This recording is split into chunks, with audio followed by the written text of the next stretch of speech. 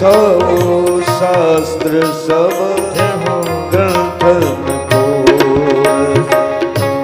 गावत वेद पुराण अष्ट दस छहो शास्त्र सब ग्रंथन को मुनि जन धन संतन को सर्वस सारयंस सम्मत सब ही गे आरती श्री रामायण जी की कीरत ललित सिया की आरती श्री राम जय हो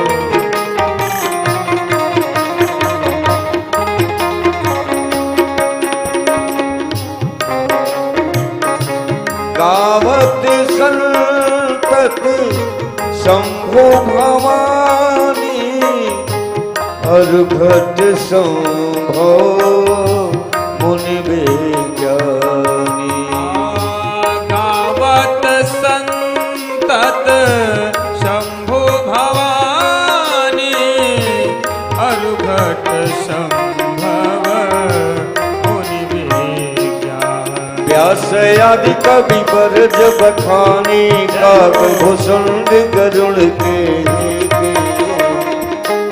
आरती श्री रामायण जी की कीरत करित ललित सिया काली माला हारानी विषय रस फीकी सुभग श्रृंगार मुक्त जुवती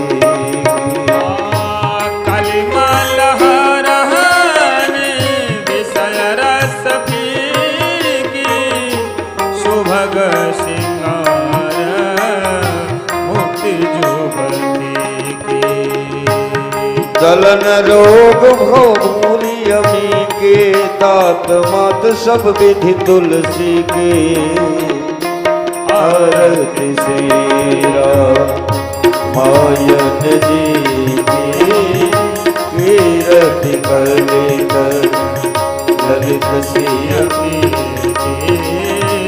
आरती श्री रामायण जी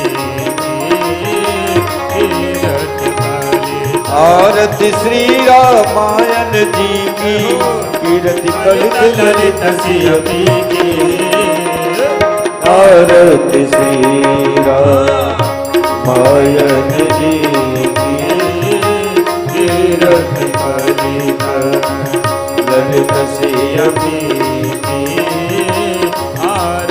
कर्पूर गौरव करुणावतारं संसार सारं भुजगेन्द्रहारं सदा वसन्तं हृदयारविन्दे भवं भवानी सहितं नमामि त्वमेव माता च पिता त्वमेव बन्धुश्च त्वमेव विद्या द्रविणं त्वमेव सर्वं मम देवदेव आरती श्री रामायण जी की कीरति कलित ललित सिया की आरती बोले श्री सीताराम महाराज की जय हो। बोले श्यावर रामचंद्र भगवान की लखन लाल की सीता मैया की अयोध्या धाम की श्री राम जन्मभूमि की मथुरा धाम की श्री कृष्ण जन्मभूमि की यमुना मैया की सरजू मैया की काशी विश्वनाथ धाम की गंगा मैया की बोले काली मैया की बोले दुर्गे मैया की बोले साचे दरबार की नमः पार्वती पतये हर हर महादेव।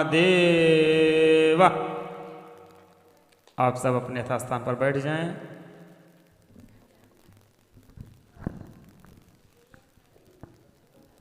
हरिओम। सभी भक्त अपने स्थान पर बैठ जाएं। आज इस श्री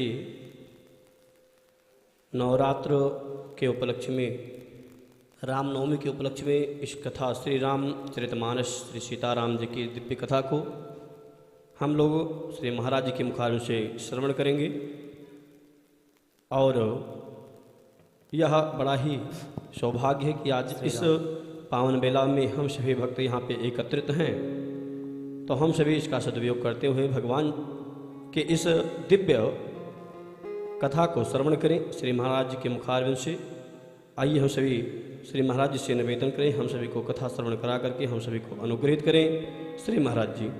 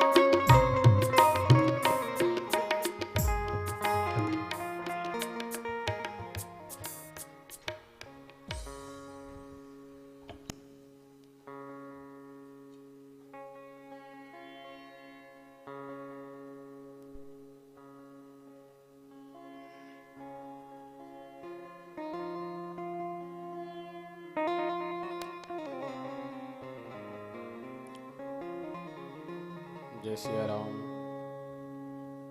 जय सीताराम।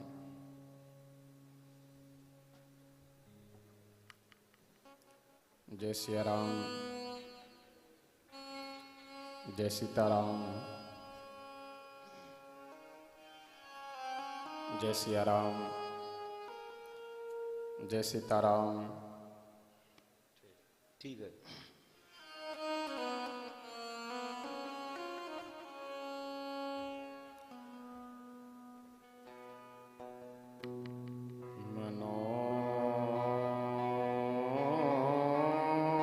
जवं मारुततुल्यवेगं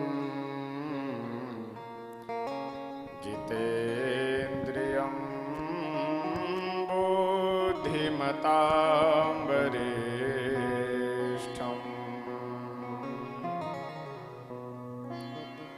वातात्मजं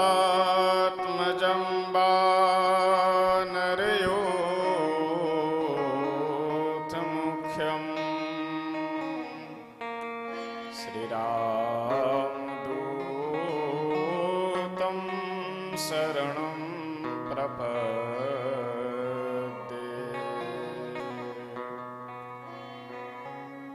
कर्पूरगौरं करुणावतारं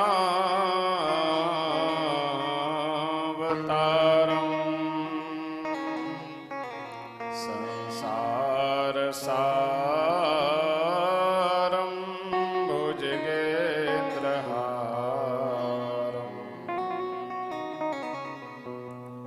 सदा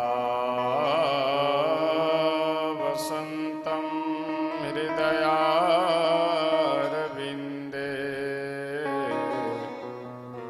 भवं भवानी सहितं नमामि।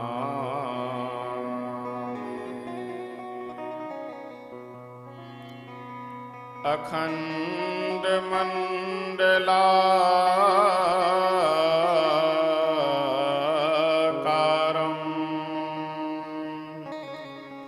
व्याप्तं येन चराचरं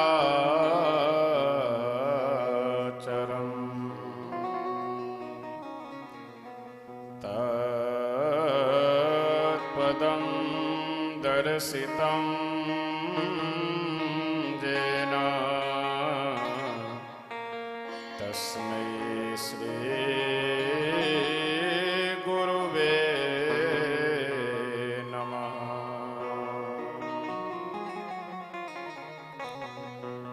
रामं रामानुजं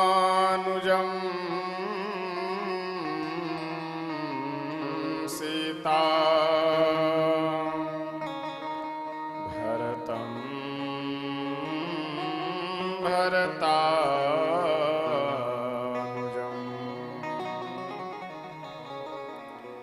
सुग्रीवं वायुसूनुं च प्रणमामि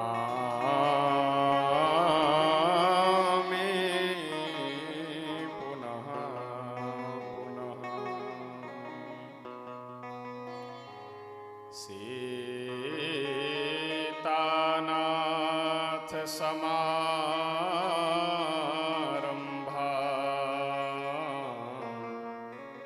रामानंदार्य मध्यमा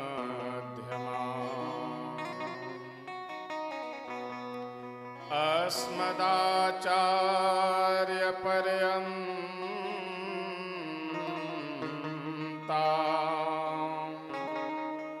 वन्दे श्री गुरु परंपरा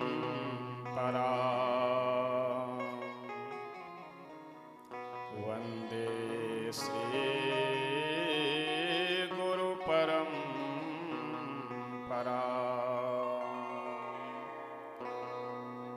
अवध धाम धामाधिपते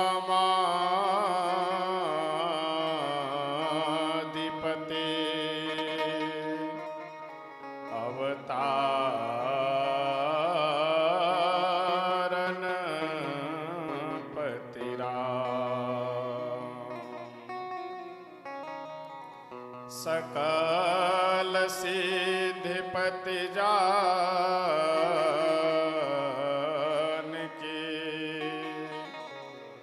दासनपति हनुमान दासनपति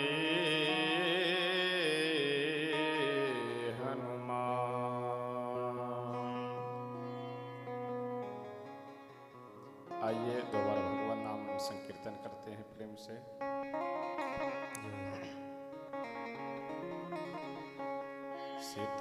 सीताराम सीताराम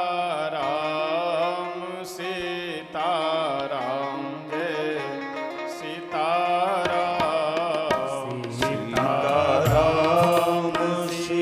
सीताराम सीताराम जय सीताराम सीताराम सीताराम सीताराम जय सीताराम सीताराम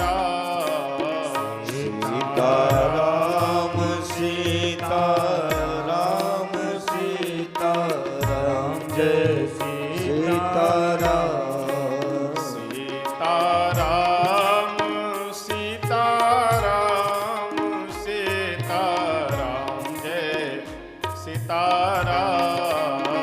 सीताराम सीताराम सीताराम जय सीताराम सीताराम सीताराम सीताराम जय सीताराम सीताराम सीताराम सीताराम जय सीताराम सीताराम सीताराम सीताराम जय सीताराम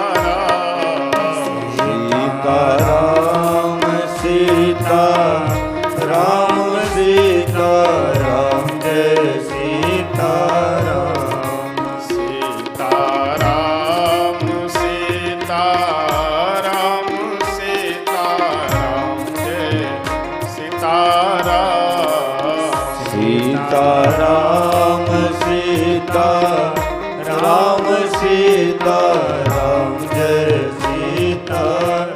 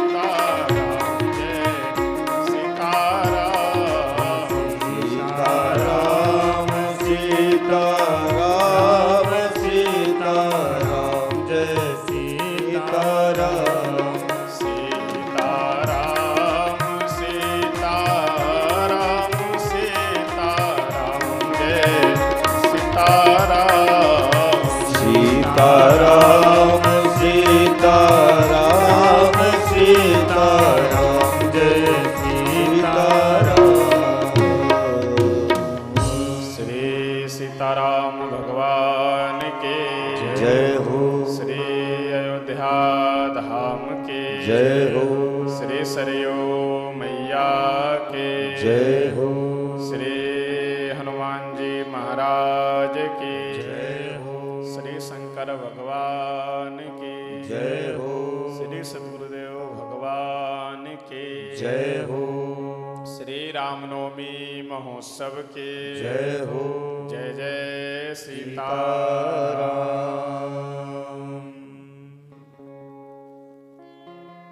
अखिल ब्रह्मांड नायक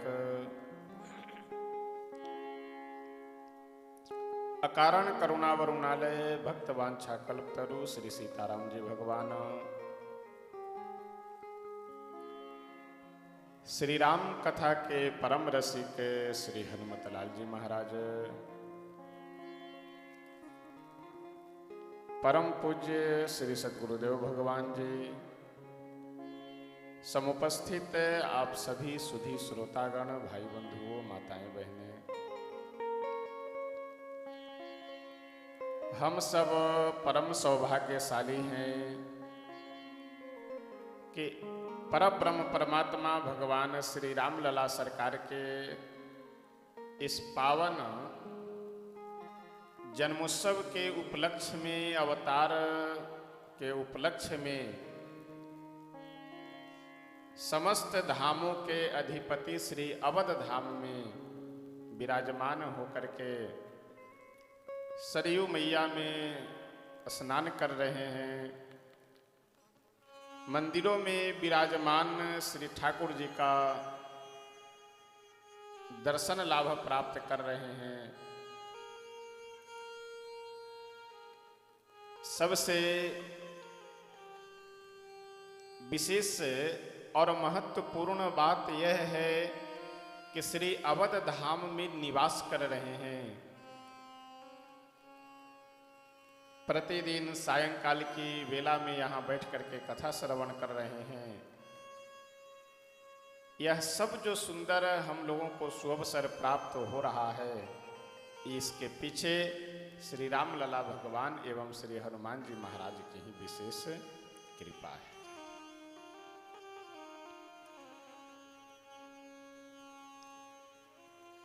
इस धराधाम पे भगवान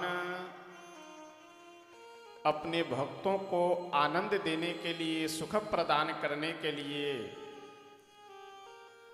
और रावण आदि राक्षसों का विनाश करने के लिए अवतार ग्रहण करते हैं। शास्त्रों के द्वारा प्रतिपादित भगवान के मुख्य रूप से 24 अवतार माने गए हैं। वैसे तो बहुत सारे अवतार हैं, लेकिन मुख्य रूप से गिनती की संख्या में 24 अवतार का वर्णन किया गया है। उन 24 अवतारों में 2 अवतार पूर्ण रूप से पूर्णा अवतार के रूप में कहा गया है, श्री रामावतार और श्री कृष्णा अवतार।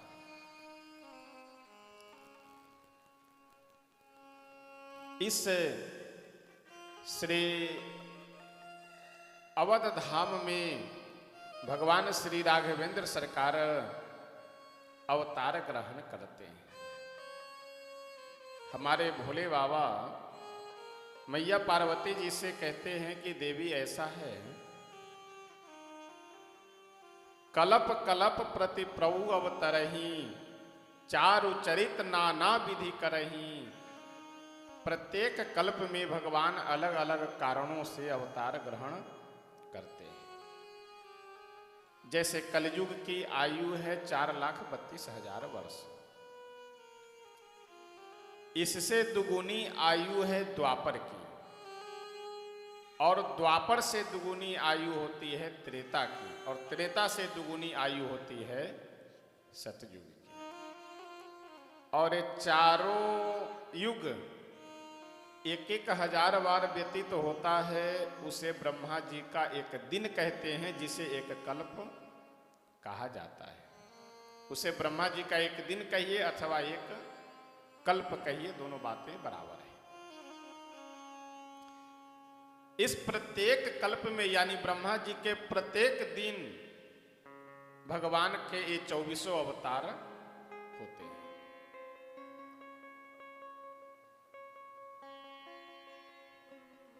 शंकर भगवान कहते हैं कि देवी पार्वती जी इन सभी कल्पों में अलग अलग हेतु से, अलग अलग कारणों से भगवान श्री रामावतार ग्रहण करते हैं। सती मैया जब अपना शरीर अपने पिता दक्ष के यज्ञ में जा करके योगाग्नि में जला करके भस्म कर देती हैं, श्री पार्वती जी के रूप में वह अवतार ग्रहण की। वहां भगवान भोले शंकर का विवाह होता है और विवाह कर करके जब कैलाश पर्वत पे आए तो एक दिन की बात है। कैलाश पर्वत में बड़ा ही विशालकाय एक वट का वृक्ष है। उसी वट वृक्ष के नीचे बैठ करके हमारे भोलेनाथ हमेशा जप तप ध्यान आदि करते हैं। एक दिन उसी वट वृक्ष के नीचे विराजमान थे हमारे भोले बाबा। श्री पार्वती मैया गई और जा करके प्रणाम करती है। प्रणाम कर करके बोली कि स्वामी, आप पूरे जगत के नाथ हैं, पूरे संसार के स्वामी हैं। पूरे संसार के स्वामी होने के साथ साथ आप मेरे भी स्वामी हैं, मेरे भी नाथ हैं। तुलसी बाबा बहुत सुंदर वर्णन करते हुए लिखते हैं, विश्वनाथ मम नाथ पुरारी, विश्वनाथ मम नाथ पुरारी, विश्वनाथ मम नाथ पुरारी, विश्वनाथ नाथ पुरारी, त्रिभुवन महिमा विदित तुम्हारी, त्रिभुवन महिमा विदित तुम्हारी, विश्वनाथ मम नाथ पुरारी, विश्वनाथ नाथ पुरारी। श्री पार्वती मैया कहते हैं कि विश्वनाथ मम नाथ पुरारी, त्रिभुवन महिमा विदित तुम्हारी। हे विश्व के नाथ, हे सकल जगत के स्वामी, आप पूरे संसार के नाथ तो है ही, पूरे संसार के मालिक तो है ही, लेकिन उसके साथ साथ आप मेरे भी स्वामी हैं, मेरे भी मालिक हैं। विश्वनाथ मम नाथ, विश्वनाथ मतलब पूरे संसार के नाथ और मम नाथ मतलब मेरे नाथ। देखिए भगवान तो इस कण कण में विराजमान है, एक एक वस्तु में विद्यमान है, यह बात सही है। लेकिन हम लोगों को उनके साथ कोई ना कोई संबंध अवश्य जोड़ना चाहिए,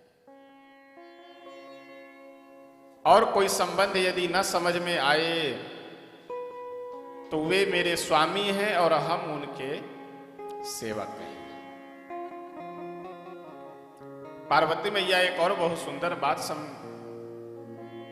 शंकर भगवान से निवेदन करती हुई कहती है कि तुम त्रिभुवन गुरु वेद बखाना, आन जीव पावर का जाना।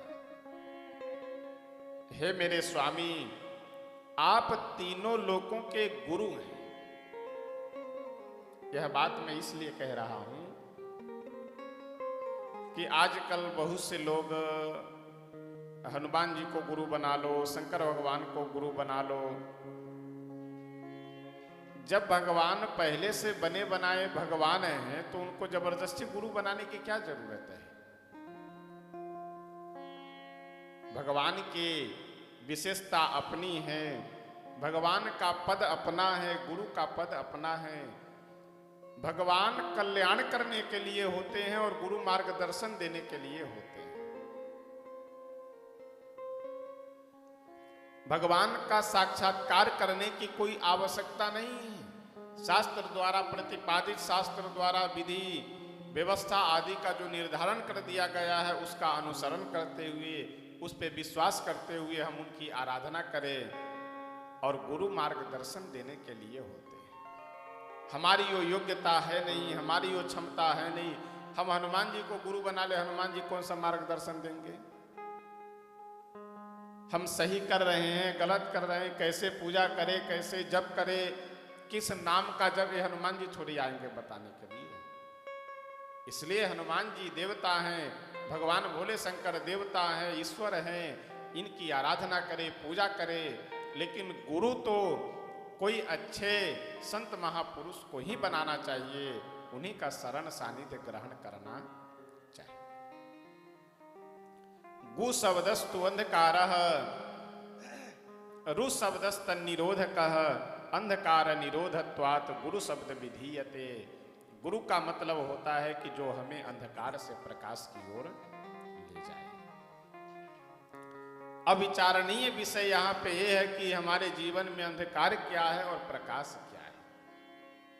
जब हम पहले यह समझ ले कि अंधकार क्या है, तभी तो प्रकाश समझ में आएगा कि प्रकाश क्या है। हम लोगों की विडंबना तो यह है कि जबरदस्ती अंधकार को प्रकाश और प्रकाश को अंधकार बनाए फिरते हैं।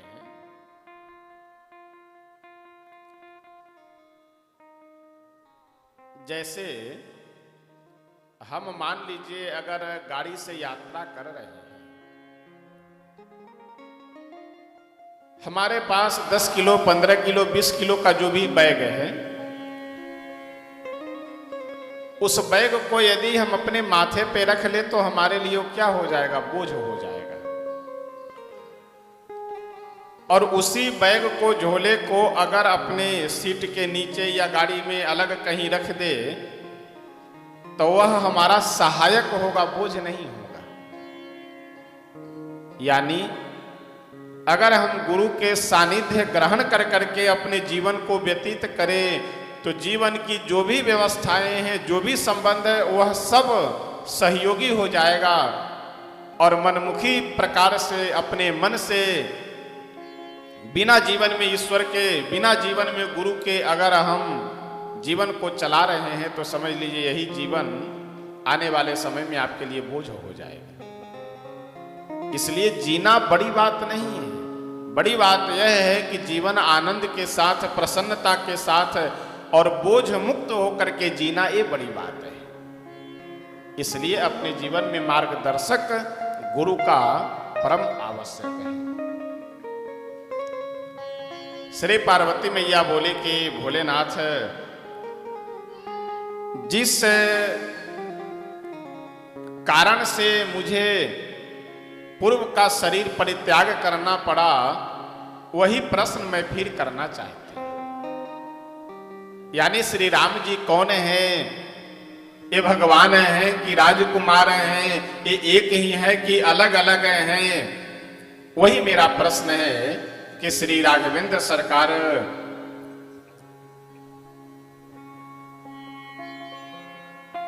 जिनका नाम आप जप करते हैं, जो इस संसार के घट घट में व्याप्त हैं, जिनका नाम काकभूषुंडी जी जप करते हैं, जो श्री अवध धाम में श्री चक्रवर्ती जी के यहाँ अवतार ग्रहण करते हैं, ये सब राम जी एक ही हैं कि अलग अलग हैं? अच्छा, गोस्वामी तुलसी बाबा कहते हैं कि कथा जो सकल लोक हितकारी, सोई पूछन चह शैल कुमार। जो पूरे संसार के लिए हितकारी कथा है, पूरे संसार के लिए मंगलकारी कथा है, वही कथा श्री पार्वती मैया पूछना चाह रही है। चाहे कहने की बात हो, अथवा श्रवण करने की बात हो, दोनों का पुण्य एक समान है। ये प्रारब्ध अलग अलग है कि हमारा प्रारब्ध है हम सुना रहे हैं, आपका प्रारब्ध है कि आप सुन रहे हैं। केवल यहां व्यवस्था की बात है, बाकी पुण्य प्रभाव परिवर्तन एक समान है। हम चाहे कितना भी श्रवण कराते रहे, खूब बोला करे और अपने जीवन में न धारण करे तो बोलते रहे, उसे क्या होना जाना है। आप खूब श्रवण कीजिए और अपने विचार में जीवन में परिवर्तन नहीं हुआ, नहीं धारण किया तो खूब सुनते रहिए। लेकिन अच्छी बातें और भगवान की कथा, इन दोनों में अंतर है। अच्छी बातों को अगर हम नहीं धारण करेंगे अपने जीवन में तो उससे हमें कुछ नहीं मिलना जुलना है।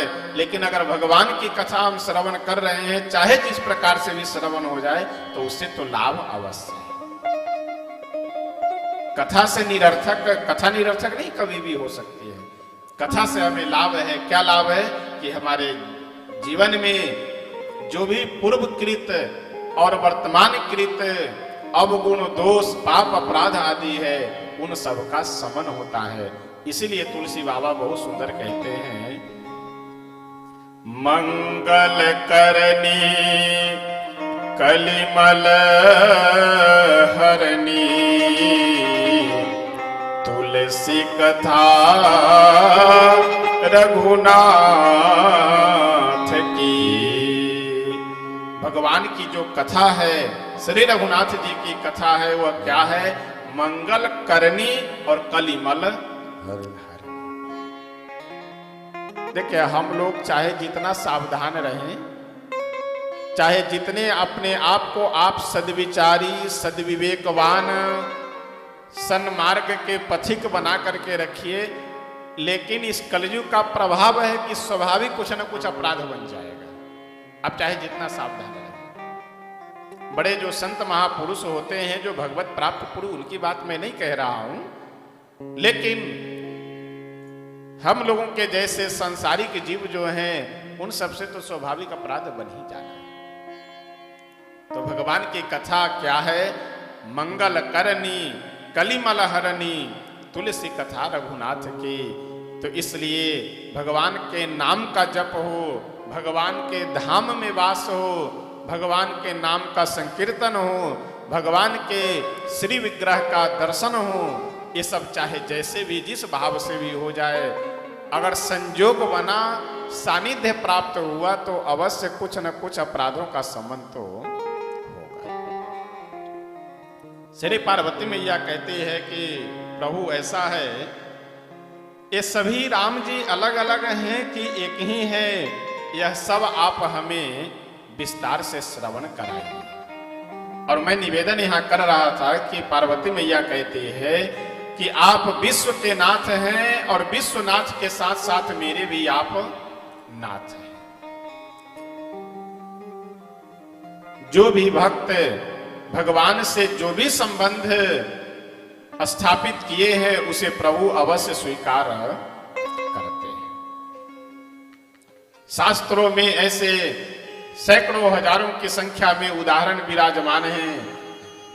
वर्तमान में भी बहुत से ऐसे संत महापुरुष हुए हैं जो भगवान से जो भी संबंध स्थापित करते हैं, भगवान उसे स्वीकार करते हैं, निर्वाह करते हैं। श्री अवध धाम की ही यह घटना है। आज से 100 वर्ष पूर्व, लगभग 100 वर्ष पूर्व, श्री उमापति त्रिपाठी जी यहाँ के बड़े उच्च कोटि के ब्राह्मण कुल में उत्पन्न एक दिव्य महापुरुष हुए हैं। अद्भुत श्रद्धा, विश्वास, भगवान की अलौकिक भक्ति से परिपूर्ण हृदय वाले श्री उमापति त्रिपाठी जी महाराज हुए। तुलसी उद्यान के सामने जो 3 कलश मंदिर, तिवारी मंदिर है, उस मंदिर के ही संस्थापक ये श्री उमापति त्रिपाठी जी महाराज, जहाँ के पीठाधीश्वर महंत जी वर्तमान में अयोध्या जी के मेयर भी हैं, महापौर भी हैं। श्री उमापति त्रिपाठी जी महाराज अपने आप को वशिष्ठ के पद पे विराजमान मानते थे, यानी हम वशिष्ठ जी के समान हैं, ब्राह्मण कुल में जन्म हुआ है इसलिए वशिष्ठ जी के समान अपने आप को मानते थे, अर्थात भगवान के गुरु के समान मन में भावना रहती थी। तो श्री कनक बिहारी जी भी उनको गुरु मान लिए थे। जब यह अपने आप को गुरु मान रहे हैं, ठाकुर जी को श्रद्धा भाव से शिष्य मान लिए, तो श्री सीताराम जी भी, हमारे श्री राघवेंद्र सरकार भी इनको गुरु मान लिए, अपने आप को चेला मान लिए, शिष्य बन गए। अब श्री उमापति त्रिपाठी जी महाराज के गले में माला डाल करके पुनः उनसे माला लेकर के तब बिहारी जी को माला पहनाया जाता था। अब समाज में मुंडेर मुंडेर मतिर भिन्ना, हर खोपड़ी में अलग अलग बुद्धि है, अलग अलग प्रकार की बुद्धि है। कुछ बुद्धि वाले सज्जन लोग इसका विरोध करने लगे कि ये गलत बात है भाई। किसी व्यक्ति विशेष को, किसी साधारण मनुष्य को, भले संत है, महात्मा है, जो कुछ भी हो, ठीक है, विद्वान है, लेकिन अब उनके गले में माला डाल करके और वह माला फिर ठाकुर जी को पहनाया जाए, भगवान को ये ठीक नहीं है। वैसे अमनिया माला पहनाया जाए, शुद्ध पवित्र बढ़िया। अमनिया का मतलब जो उपयोग न हुआ हो।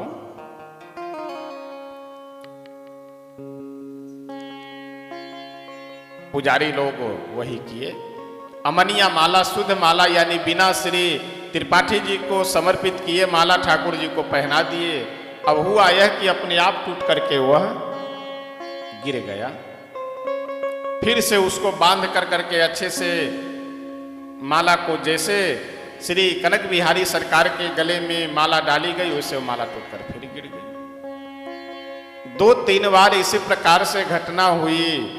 बाद में श्री त्रिपाठी जी के प्रति श्रद्धा रखने वाले जो संत महात्मा या भक्त जन वहां खड़े थे, वे लोग बोले कि एक अमनिया माला भी भगवान को पहना करके देख लिए, तो एक बार श्री त्रिपाठी जी के गले के जूठे माले को भी पहना करके देख लीजिए, उनको समर्पित कर करके भी इनको पहना दीजिए, जरा तो देख लिया जाए। सबको तो नहीं, लेकिन जो शुद्ध हृदय, शुद्ध अंतःकरण वाले जो भक्त वहां पे खड़े थे, उन सबको यह दृश्य दिखाई देता है कि जैसे श्री त्रिपाठी जी के गले में माला डाल करके और उसे पुनः वापस उतार करके लाया गया और श्री कनक बिहारी सरकार के गले में माला डाली गई, वैसे श्री कनक बिहारी सरकार का मस्तक हल्का झुक जाता है। स्वीकार कर लिए, मस्तक झुका करके अपने गुरु के गले के प्रसाद को स्वीकार कर देते।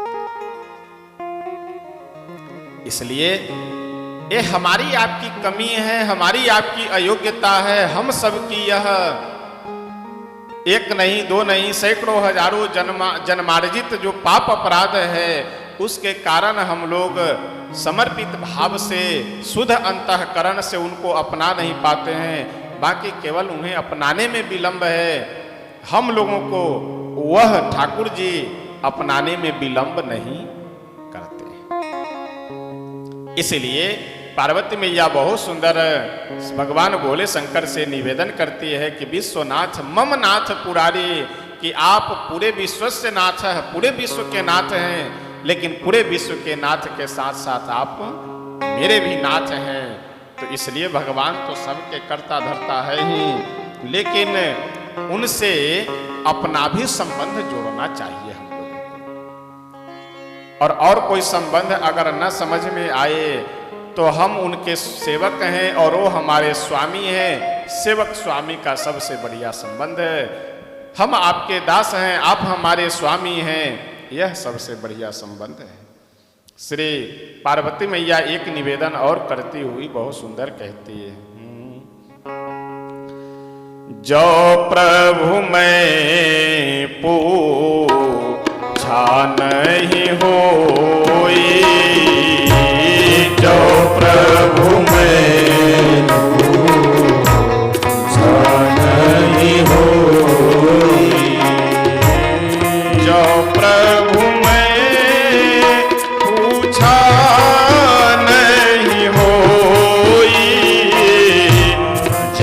प्रभु मैं पूछा नहीं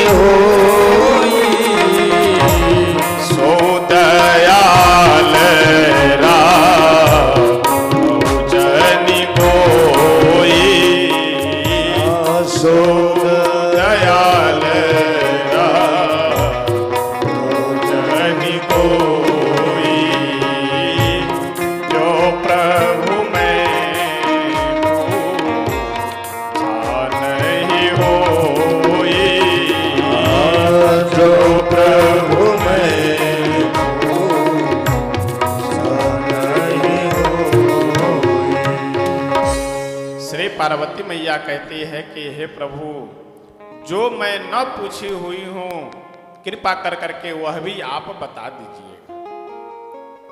पूछ क्या रही है, किस प्रकार से श्री राघवेंद्र सरकार अवध में अवतार ग्रहण करते हैं, अवतार लेने के बाद कौन कौन सी बाल लीला करते हैं, बाल लीला के बाद किस प्रकार से उनका विवाह होता है, विवाह के बाद आए तो मुझे सुनाई दिया है ऐसा कि वह वन में भी गए थे। किस कारण से वन में गए, स्वतः गए या भेजे गए, यह सब प्रसंग आप हमें सुनाइए। वन में जा करके वह क्या क्या किए, वह सब प्रसंग आप हमें श्रवण के कराइए। बानर भालुओं के साथ मित्रता कर करके जानकी जी का हरण होने के बाद कौन कौन सी लीला करते हैं, किस प्रकार से लंका पे चढ़ाई किए और वहां रावण आदि राक्षसों का कैसे कैसे वध करते हैं। रावण वध होने के बाद जब वापस लौट करके आए अवध धाम में, कितने वर्षों तक यहाँ राज्य किए, राज्य करने के बाद किस प्रकार से यहाँ से प्रस्थान करते हैं। प्रजा सहित रघुवंश मणि किमि गवने निज धाम। किस प्रकार से भगवान श्री राघवेंद्र सरकार अपने सारी प्रजा को लेकर के यहाँ से परम धाम गमन करते हैं, यह सब प्रसंग आप हमें श्रवण कराइए।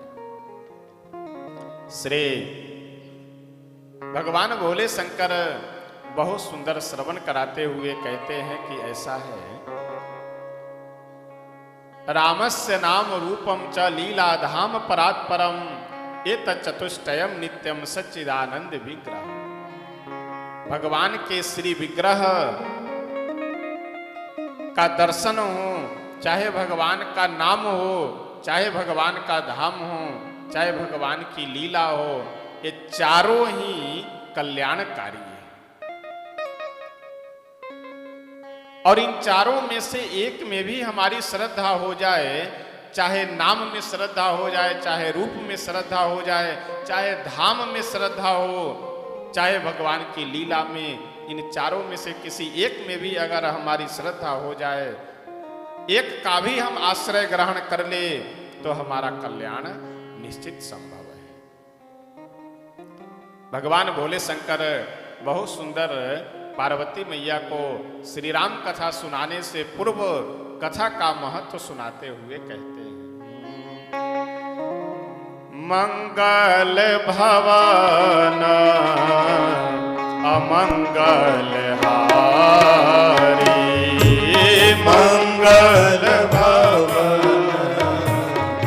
अमंगल हारी, मंगल भवन अमंगल हारी, अमंगल भवन अमंगल हारी, मंगल भवन अमंगल हारे, मंगल भवन अमंगल हारी, द्रवऊ सुदशरथ अजिर बिहारी, द्रवहु सुदशरथ अजिर बिहारी, धन्य धन्य गिरि राज कुमारी, धन्य धन्य गिरि राजकुमारी, धन्य धन्य गिरि राजकुमारी, धन्य धन्य गिरि राजकुमारी,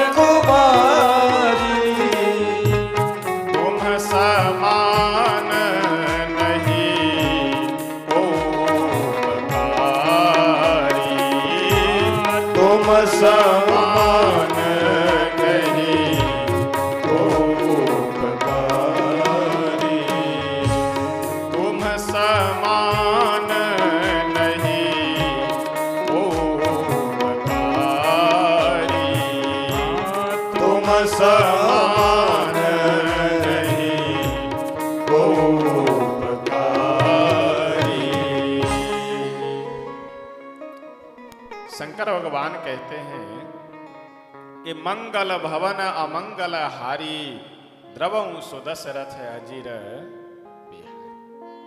ये सबसे पहले वंदना कर रहे हैं। शंकर भगवान के इष्ट कौन हैं?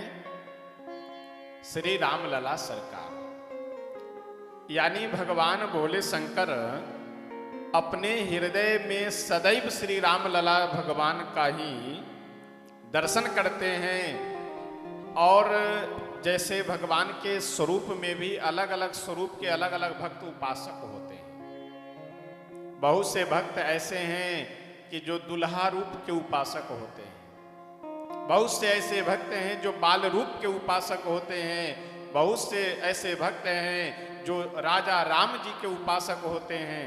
तो भगवान भोले शंकर किनके उपासक हैं? बाल रूप राम जी के उपासक हैं। श्री पार्वती मैया की प्रशंसा करते हुए भगवान भोलेनाथ कहते हैं कि देवी ऐसा है, धन्य धन्य गिरिराज कुमारी, हे गिरिराज कुमारी पार्वती तुम धन्य हो, धन्य हो, नहीं तुम समान नहीं को उपकारी, तुम्हारे समान इस संसार में कोई उपकारी नहीं। देखिए, अन्न देने वाले, धन देने वाले, वस्त्र आदि वितरण करने वाले तो बहुत से लोग हैं। एक से एक संगठन है, एक से एक संस्था बना करके सब काम कर रहे हैं। लेकिन मनुष्यों को, लोगों को संसार से हटा करके भगवान की ओर लगाना, ये संसार का सबसे बड़ा परोपकार वाला काम है। अपने बघी सरकार जी से एक बार शायद कोई व्यक्ति बाहर के पैसे वाले आए, वो प्रस्ताव रखे कि महाराज जी ऐसा है कि एक यहाँ यूनिवर्सिटी खोला जाए, विश्वविद्यालय बने जिसमें बच्चे पढ़ेंगे, ये होगा वो होगा। जिसकी जैसी विचारधारा वैसी अपनी व्यवस्था समझाने का प्रयास करता है। सरकार बोले कि ऐसा है, यूनिवर्सिटी खोलने वाले और हॉस्पिटल खोलने वाले तो संसार में लाखों हजारों लोग हैं, लेकिन हमको ये यूनिवर्सिटी और हॉस्पिटल नहीं खोलना है, हमको राम नाम का विश्वविद्यालय खोलना है। जय हो। राम नाम का यूनिवर्सिटी बनाएंगे और राम नाम का प्रचार प्रसार होगा। इसलिए भगवान भोले शंकर स्वयं कहते हैं पार्वती जी से कि देवी तुम समान नहीं को उपकारी, तुम्हारे समान इस संसार में कोई उपकारी नहीं है, क्योंकि जिस कथा को तुम पूछने जा रही हो ये कथा पूरे संसार के लिए कल्याणकारी होगा। तो ऐसी कल्याणकारी कथा तुम इस संसार को देने जा रही हो अपने प्रश्न के माध्यम से। तुमसे बड़ा कोई इस संसार में उपकारी हो ही नहीं सकता है। श्री शंकर भगवान पार्वती मैया से कहते हैं कि देवी ऐसा है, इस संसार में जन्म लेने वाले प्रत्येक मनुष्य मात्र के मन में जो भी भ्रम है वो भ्रम क्या है? पक्षी के समान है। जैसे खेतों में अथवा कहीं पे भी अगर पक्षी को भगाना हो तो ताली बजा करके भगाते हैं, उसी प्रकार से अपने मन के संदेह रूपी पक्षी को, प्रश्न रूपी चिड़ियों को भगाने के लिए बहुत सुंदर ताली है। कौन सी ताली है? भगवान की कथा। राम कथा सुंदर करतारी, संशय बिहग उड़ावनी हारी। राम कथा सुंदर करतारी, संशय बिहग उड़ावनी हारी। संशय रूपी बिहग यानी पक्षियों को उड़ाने के लिए भगवान की कथा क्या है? ये ताली के समान है।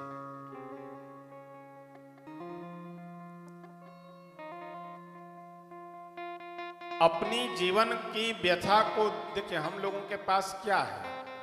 हम लोग के पास केवल व्यथा है, इसकी बुराई, उसकी बुराई, इसकी निंदा, ये समस्या, वो समस्या, जहां बैठे वहां रोना, ये व्यथा ही व्यथा तो भरा हुआ है हमारे जीवन में। इस जीवन की व्यथा को दूर करने के लिए सबसे सुलभ सहज साधन है भगवान की कथा।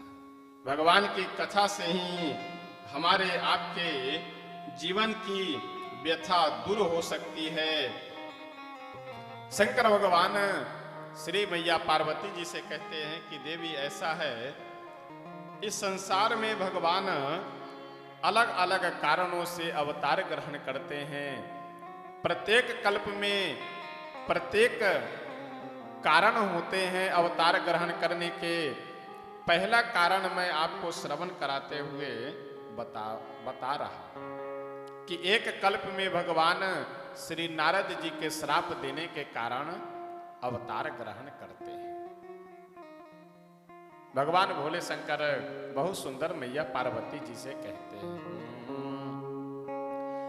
नारद श्राप दिन एक बारा, नारद श्राप दिन एक बारा, नारद श्राप दिन एक बारा, नारद श्राप दिन एक बारा, कलप एक तेहि लगिया तारा, कल्प एक तेहि लगिया अवतारा, गिरिजा चकित भये सुनि बानी,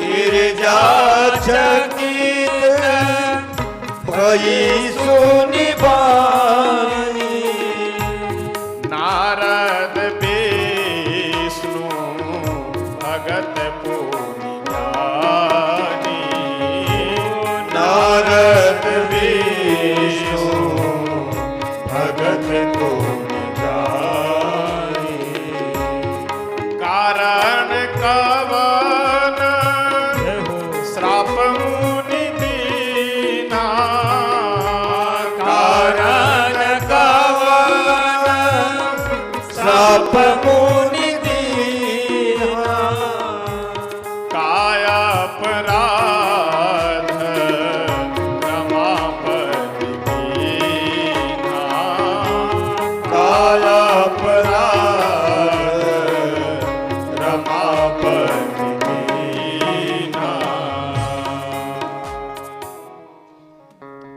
श्री शंकर भगवान बोले कि देवी एक बार की बात है, श्री नारद जी मनुष्य होने का श्राप देते हैं प्रभु को, भगवान को, इसलिए भगवान इस धराधाम पे मनुष्य अवतार ग्रहण करते हैं।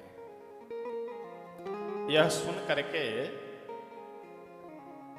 पार्वती मैया तुरंत हाथ जोड़ करके बोले कि स्वामी ऐसा है, आप कह रहे हैं कि नारद जी श्राप दे दिए और वह भी भगवान नारायण को, तो नारद जी तो बहुत बड़े उपासक हैं, भक्त हैं भगवान के ही, वो भला ऐसे भक्त हो करके अपने भगवान को, आराध्य को कैसे श्राप दे सकते हैं। अच्छा यहां ध्यान दीजिएगा, पार्वती मैया कह रही है कि कारण कवन श्राप मुनि दीन्हा, का अपराध रमापति कीन्हा। रमापति भगवान कौन सा अपराध किए थे जिस अपराध के कारण श्री नारद जी श्राप दिए थे। मानो भाव यह है कि अगर कोई व्यक्ति हमारे गुरु की निंदा कर रहा हो, अब ध्यान दीजिएगा, शंकर भगवान इतने बड़े साक्षात स्वामी, साक्षात महादेव, साक्षात ईश्वर भगवान, लेकिन वह भगवान जब बोले कि नारद जी श्राप दे दिए, तुरंत पार्वती मैया रोकते हुए बोली कि हमारे गुरु श्री नारद जी निरर्थक किन्हीं को श्राप दे ही नहीं सकते हैं, अवश्य कोई ना कोई अपराध भगवान किए होंगे तभी वो श्राप दिए। हमारे आपके सामने अगर कोई थोड़ा प्रतिष्ठित और सम्मानित व्यक्ति आकर के हमारे गुरु की निंदा करे या कोई भी, तो हम लोग तुरंत हाँ में हाँ बोलेंगे, हाँ तो किए होंगे, गुरु की अगर कोई कमी बताए तो तुरंत उसमें एक में और दो मिला देंगे कि वो अवश्य किए होंगे ऐसा। लेकिन गुरु के प्रति कैसी भावना, कैसी श्रद्धा, कैसा समर्पण होना चाहिए, ये श्री पार्वती मैया हम सबको समझा रहे हैं। पार्वती जी बोली कि स्वामी, हमारे गुरुदेव नारद जी तो परम ज्ञानी है, फिर ऐसे ज्ञानी हो करके अज्ञानी की भांति वह श्राप कैसे दे सकते हैं। श्री सीताराम भगवान की जय। श्री अयोध्यानाथ भगवान की जय हो।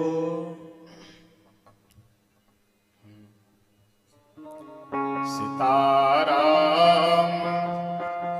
सीताराम सीताराम जय सीताराम, सीताराम सीताराम सीताराम जय सीताराम, सीताराम राम सीताराम जय सीताराम, सीताराम सीताराम सीताराम जय सीताराम, सीताराम सीताराम सीताराम जय सीताराम, सीताराम सीताराम सीताराम जय सीताराम, सीताराम सीताराम सीताराम जय सीताराम, सीताराम सीताराम सीताराम जय सीताराम, सीताराम सीताराम सीताराम जय सीताराम। श्री सीताराम भगवान की जय हो। हम सब अत्यंत सौभाग्यशाली हैं कि पूज्य महाराज जी हम सबके बीच में पधारे, यहाँ कृपा करते रहते हैं इस स्थान पे। और देखिए, अगर बहुत लंबी चौड़ी व्याख्या करके न करके सीधे शब्दों में बतावें तो हम लोग तो केवल कहते रहते हैं कि माया में न फंसो, माया में न फंसो, बाकी खुदे फंसे हुए हैं माया में हम लोग। लेकिन अयोध्या जी की गरिमा, अयोध्या जी की महिमा और अयोध्या जी की प्रतिष्ठा पूज्य महाराज जी जैसे संतों के कारण ही है। हम लोगों को तो 99 के चक्कर से ही फुर्सत नहीं है।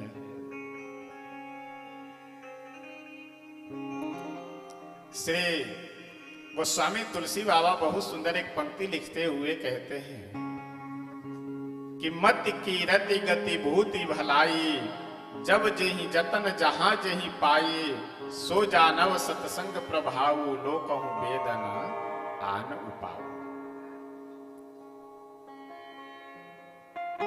कोई भी मनुष्य अपने जीवन में चाहे मति पा जाए, मति का मतलब यह है कि हमें क्या करना चाहिए और क्या नहीं करना चाहिए, यह विचार जिस बुद्धि के अंदर में है वही क्या होती है, मति होती है। सुंदर मति, कीर्ति, कीर्ति का मतलब संसार में हमारी प्रतिष्ठा हो, व्यक्ति हमारे और सम्मान पूर्वक दृष्टि से देखे, यह क्या है, कीर्ति है। मति, कीर्ति, गति यानी यह शरीर छोड़ने के बाद अगले जन्म में हमारी सदगति हो, दुर्गति न हो। यह सदगति भी हम लोगों को कहां से प्राप्त हो सकती है, सत्संग से।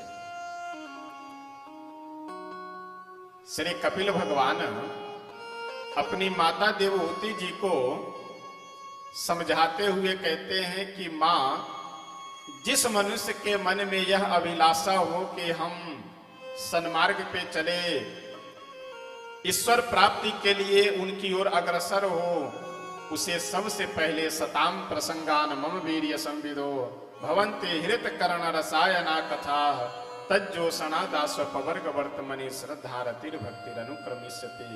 सबसे पहले सताम प्रसंगान, सताम सज्जना नाम यानी संतों का संग हम लोगों को अपने जीवन में करना चाहिए। और देखिए, हम अपने साधनाओं के द्वारा, हम अपने कर्म के द्वारा, हम अपने प्रयास के द्वारा जिस प्रारब्ध को नहीं समाप्त कर सकते हैं, सेवा और संतों के आशीर्वाद से वह प्रारब्ध भी समाप्त हो सकता है। इसलिए अपने जीवन में सेवा, और एक बात बड़ी विनम्रता से निवेदन करें कि भगवान के नाम से भी प्रारब्ध नहीं समाप्त होता है, कम ज्यादा हो सकता है, भोगना तो पड़ेगा ही। जय हो। लेकिन सेवा और संतों की कृपा से भगवान को भी प्रारब्ध को बदलना पड़ता है, प्रारब्ध को भी परिवर्तन कर देना पड़ता है। ऐसे श्री पार्वती मैया भगवान भोले शंकर से बोली कि गुरुदेव, हमारे अनायास निरर्थक किन्हीं को श्राप नहीं दे सकते हैं, अवश्य कुछ न कुछ अपराध, कुछ न कुछ गलती भगवान किए होंगे। का अपराध रमापति की ना। भगवान भोले शंकर मुस्कुराते हुए बोले कि देवी, इस संसार में कोई व्यक्ति न ज्ञानी है न कोई मूर्ख है। बोले बिहासी महेश ज्ञानी मूढ़न कोय, जेहि जब रघुपति करहि जब सो तस तेहि छन होय। बोले बिहसी महेश, भगवान भोले शंकर यह बात सुन करके कि नारद जी ज्ञानी हैं, ठठाके लगा करके हंसे और बोले कि देवी, इस संसार में न तो कोई ज्ञानी है न कोई मूर्ख है, जेहि जस रघुपति करहि जब सो तस तेहि छन होई। जिस समय रघुनाथ जी जिसको जैसा बनाना चाहते हैं वह उस समय वैसा हो जाता है। जिसे ज्ञानी बनाना चाहे ज्ञानी बन गया, जिस ज्ञानी को मूर्ख बनाना चाहे वो मूर्ख बन गया। मस कहीं करई बिरंचि प्रभु अजहि मसकते हीन, मच्छर को ब्रह्मा बना दे, ब्रह्मा को मच्छर बना दे। ये तो जब रघुनाथ जी जिसे जैसा करना चाहते हैं उस समय वह वैसा हो जाता है। शंकर भगवान पूरा प्रसंग सुनाते हुए कहते हैं कि देवी, एक बार की बात है, हिमगिरि गुहा एक अति पावनी, हिमगिरि गुहा एक अति पावनी, हिमगिरि गुहा एक अति पावनी, हिमगिरि गुहा एक अति पावनी, बह समीप सुर सरी सुहावनी, बह समीप सुर सरी सुहावनी, सुमिरत हरि श्राप गति बाधी, सुमिरत हरि श्राप गति बाधी, सहज विमल मन लागी समाधि, सहज विमल मन लागी समाधि, सुमिरत हरि श्राप गति बाधी, सुमिरत हरि श्राप गति बाधी। हिमगिरि गुहा एक अति पावनी, बह समीप सुरसरी सुहावनी। गिरिराज हिमालय पे गंगा जी के तट पे एक बड़ा ही सुंदर रमणीक गुफा श्री नारद जी महाराज को दिखाई दिया। नारद जी भ्रमण करते हुए आगे बढ़ रहे थे। मन में विचार किए कि कुछ देर यहीं बैठ करके अपने आराध्य का कुछ चिंतन करें, कुछ मनन करें, कुछ विचार करें। अब जैसे नारद जी वहाँ बैठे विराजमान हुए, कुछ समय व्यतीत करने के लिए वैसे सुमिरत हरि ही श्राप गति बाढ़ी।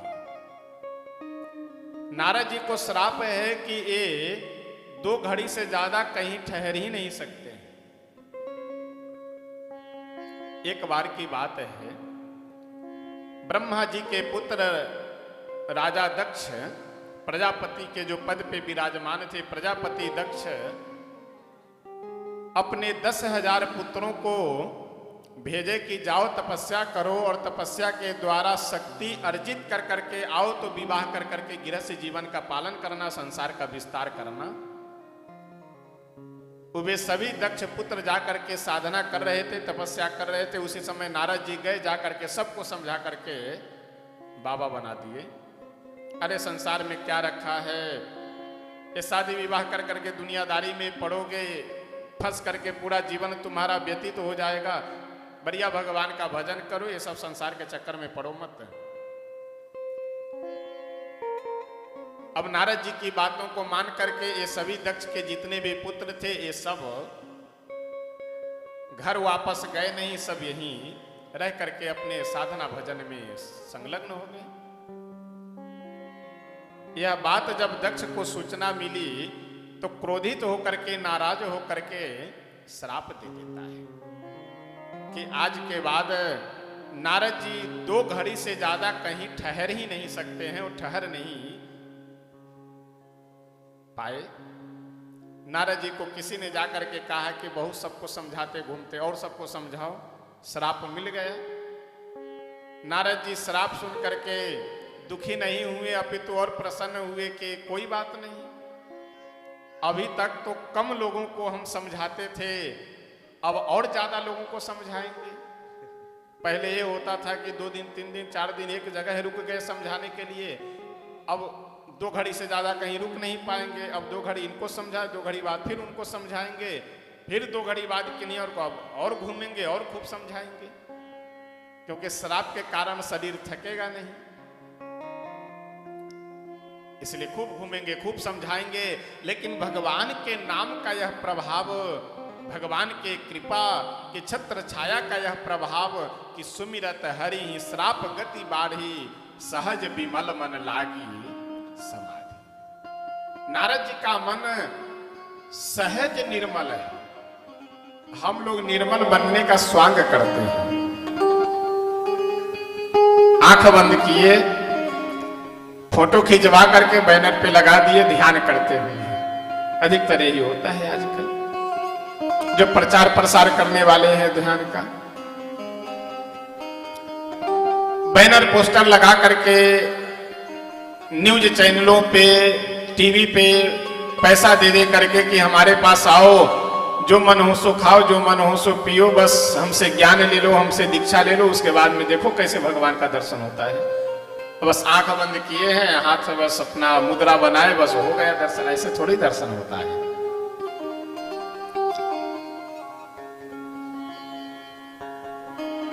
आप जागृत अवस्था में जिन वस्तुओं को देख रहे हैं, आंख बंद करने के बाद वही सारी वस्तुएं दिखाई पड़ती है। अब जबरदस्ती दूसरों को बहलाने के लिए अथवा अपने मन को बहलाने के लिए बोल दीजिए कि हमें भगवान का दर्शन हो रहा है, वो अलग की बात है। लेकिन समाधि इतनी आसान थोड़ी है।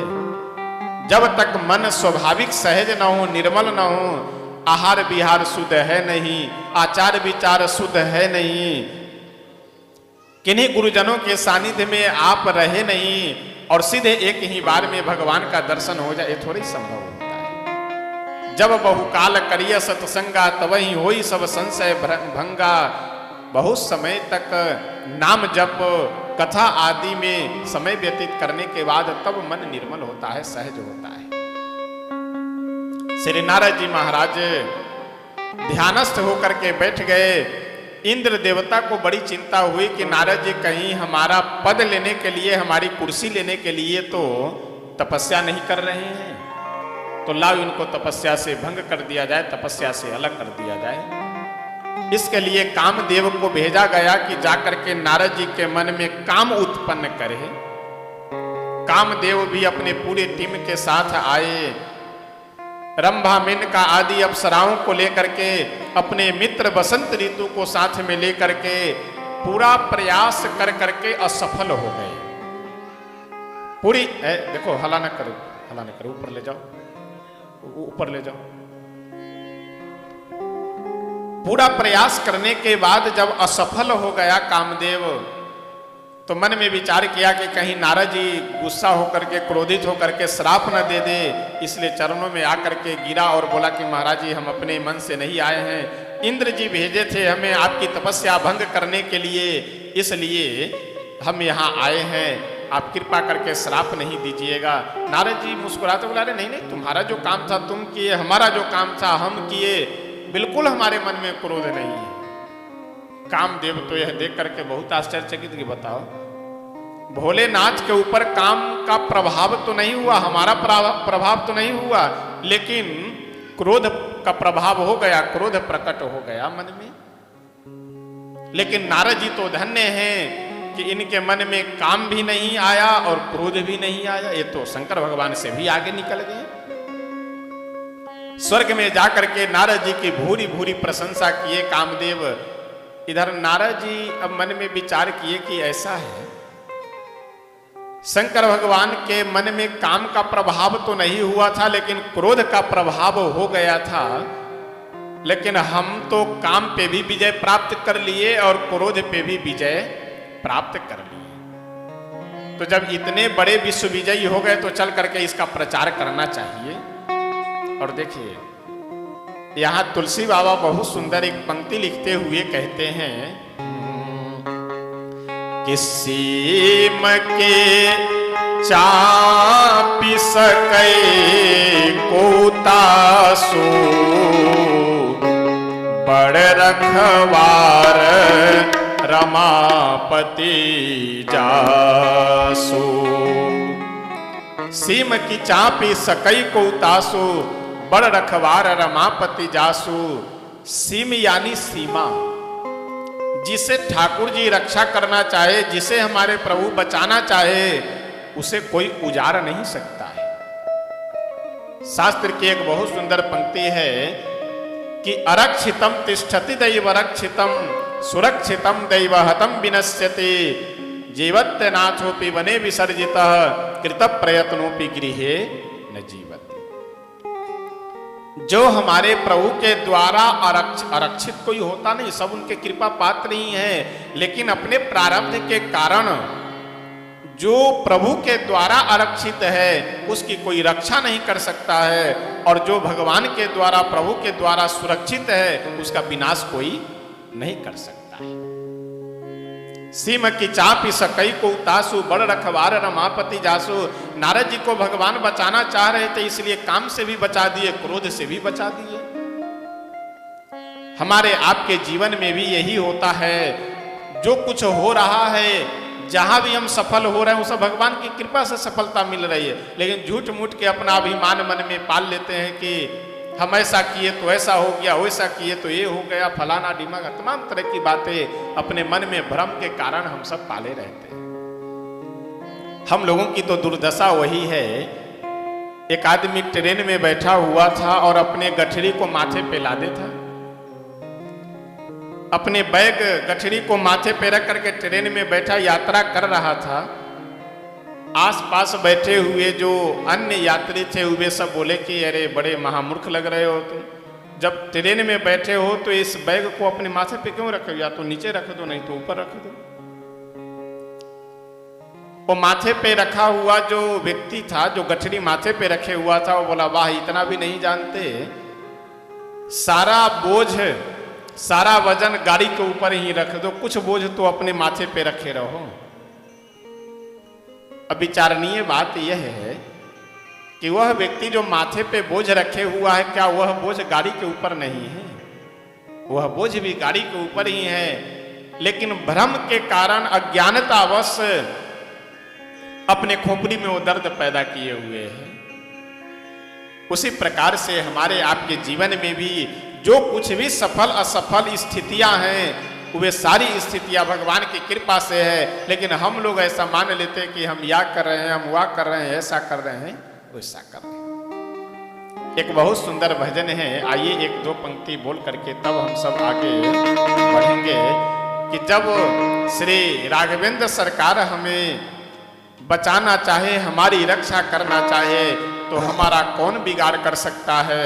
और जब वही नहीं रक्षा करना चाहे हमारे प्रारब्ध के कारण, कर्म के कारण, तो संसार में कोई फिर बचा नहीं सकता।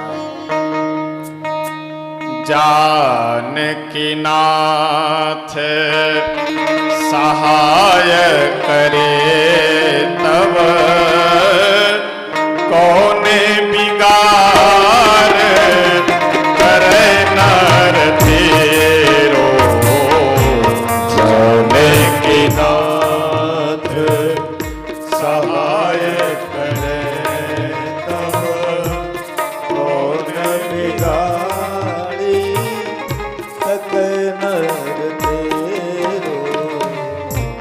जानकी नाथ सहाय करे तब कौन बिगाड़ करे नर तेरो। जानकी नाथ सहाय करे तब कौन बिगाड़े सके नर तेरो। जानकी नाथ सहाय करे तब कौन बिगाड़ करे नर तेरो। जानकी नाथ सहाय करे जब कौन बिगाड़ सके नर तेरो। जिन ग्रहों के पीछे हम सब परेशान रहते हैं, कुंडली दिखा दिखा करके कि यह ग्रह ठीक नहीं, वह ग्रह ठीक नहीं, इस भजन में संत कहते हैं कि चाहे जो ग्रह अनुकूल प्रतिकूल हो, उससे कोई मतलब नहीं। जब हमारे ठाकुर जी का अनुग्रह हो जाए तो ये जितने भी ग्रह हैं, ये सारे ग्रह स्वाभाविक अनुकूल हो जाए। बस प्रभु अनुकूल रहने चाहिए हमारे जीवन में। भगवान यदि हमारे अनुकूल हैं तो चाहे जो भी प्रतिकूल हो, सब अपने आप अनुकूल हो जाएंगे। सूरज मंगल सोम भृगु सुत। सूरज मंगल सोम भृगु सुत।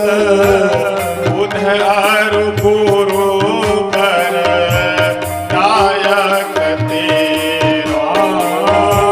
बुध अरु गुरु बर दायक तेरो। जानकी नाथ सहाय करे तब कौन बिगाड़ करे नर तेरो। जानकी नाथ सहाय करे जब कौन बिगाड़ सके नर तेरो। ब्रह्मास्त्र के द्वारा किसी की रक्षा नहीं हो सकती। अगर ब्रह्मास्त्र किसी के ऊपर चला दिया गया तो उसे संसार की कोई शक्ति नहीं बचा सकती है। लेकिन उस ब्रह्मास्त्र से भी हमारे प्रभु अपने भक्त परीक्षित जी की रक्षा करते हैं। वो भी जब नन्हे से शिशु गर्भ में ही विराजमान थे, उस समय भगवान उनकी रक्षा करते हैं। गर्भ के माझ परीक्षित राखे के माझ परीक्षित राख्यो, गर्भ के माझ परीक्षित राख्यो, गर्भ के माझ परीक्षित राख्यो, अश्वत्थामा जब अस्त्र प्रेयो, अश्वत्थामा जब अस्त्र फेरो, जाने की नाथ सहाय करे तब, कौन बिगाड़ करे नर तेरो। जानकी नाथ सहाय करे तब, कौन बिगाड़े सकल देव। जाने की नाथ सहाय करे तब, कौन बिगाड़ करे नर तेरो। जानकी नाथ सहाय करे तब, कौन बिगाड़े सकल देव। जाके सहाय करिय दुनंदन, जाके सहाय करिय दुनंदन। हस्तिनापुर की सभा में बड़े बड़े योद्धा, बड़े बड़े मर्यादित पुरुष विराजमान थे। भीष्म पितामह, द्रोणाचार्य जैसे, कृपाचार्य जी जैसे उच्च कोटि के महापुरुष वहां विराजमान थे। लेकिन सब के सब द्रौपदी जी को उनकी हालत पे, उनकी व्यवस्था पे, प्रारब्ध पे छोड़ देते हैं। लेकिन जैसे श्री द्रौपदी जी भगवान का शरण ग्रहण करती है, वैसे तुरंत आकर के उनकी प्रतिष्ठा बचाते हैं, लाज बचाते हैं। ऐसे सैकड़ों, हजारों, लाखों की संख्या में उदाहरण विराजमान है शास्त्रों में कि जो भगवान भक्त जिस स्थिति में जब उन्हें पुकारता है वो आकर के उसे बचाते हैं, उसकी रक्षा करते हैं, दर्शन देते हैं। तो जब इतने लाखों भक्तों की प्रभु अगर रक्षा किए हैं तो फिर हमारी रक्षा क्यों नहीं करेंगे। लेकिन पहले बात यह है कि हम भक्त तो बने। वही श्री तुलसीदास जी महाराज इस भजन में कहते हैं, जाके सहाय करिय दुनंदन, जाके सहाय करिय दुनंदन। बढ़ गए चीर के हार घने, बढ़ गए चीर के भार घने।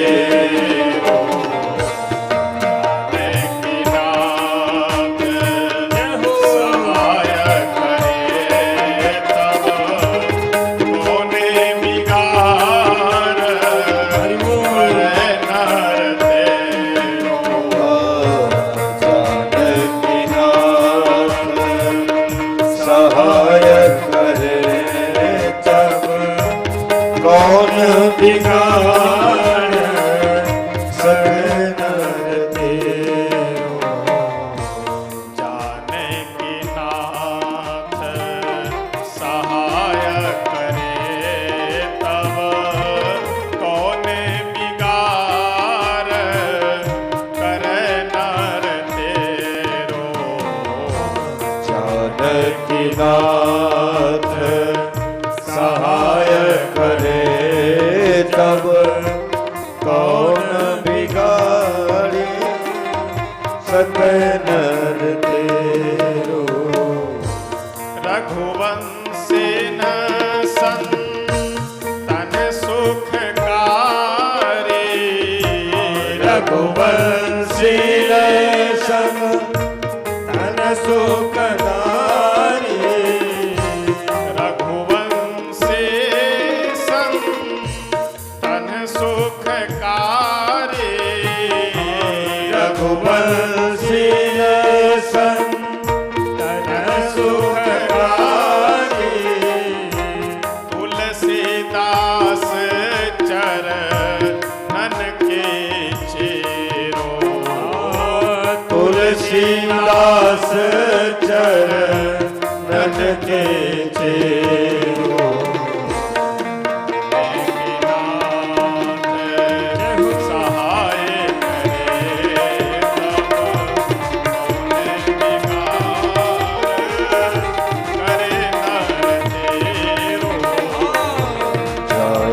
जानकीनाथ सहाय करे जब कौन बिगाड़ सकल नर तेरो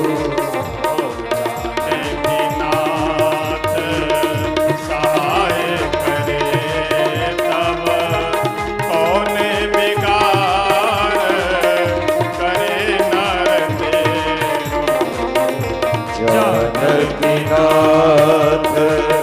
सहाय करे जब कौन बिगाड़ सकल तेरो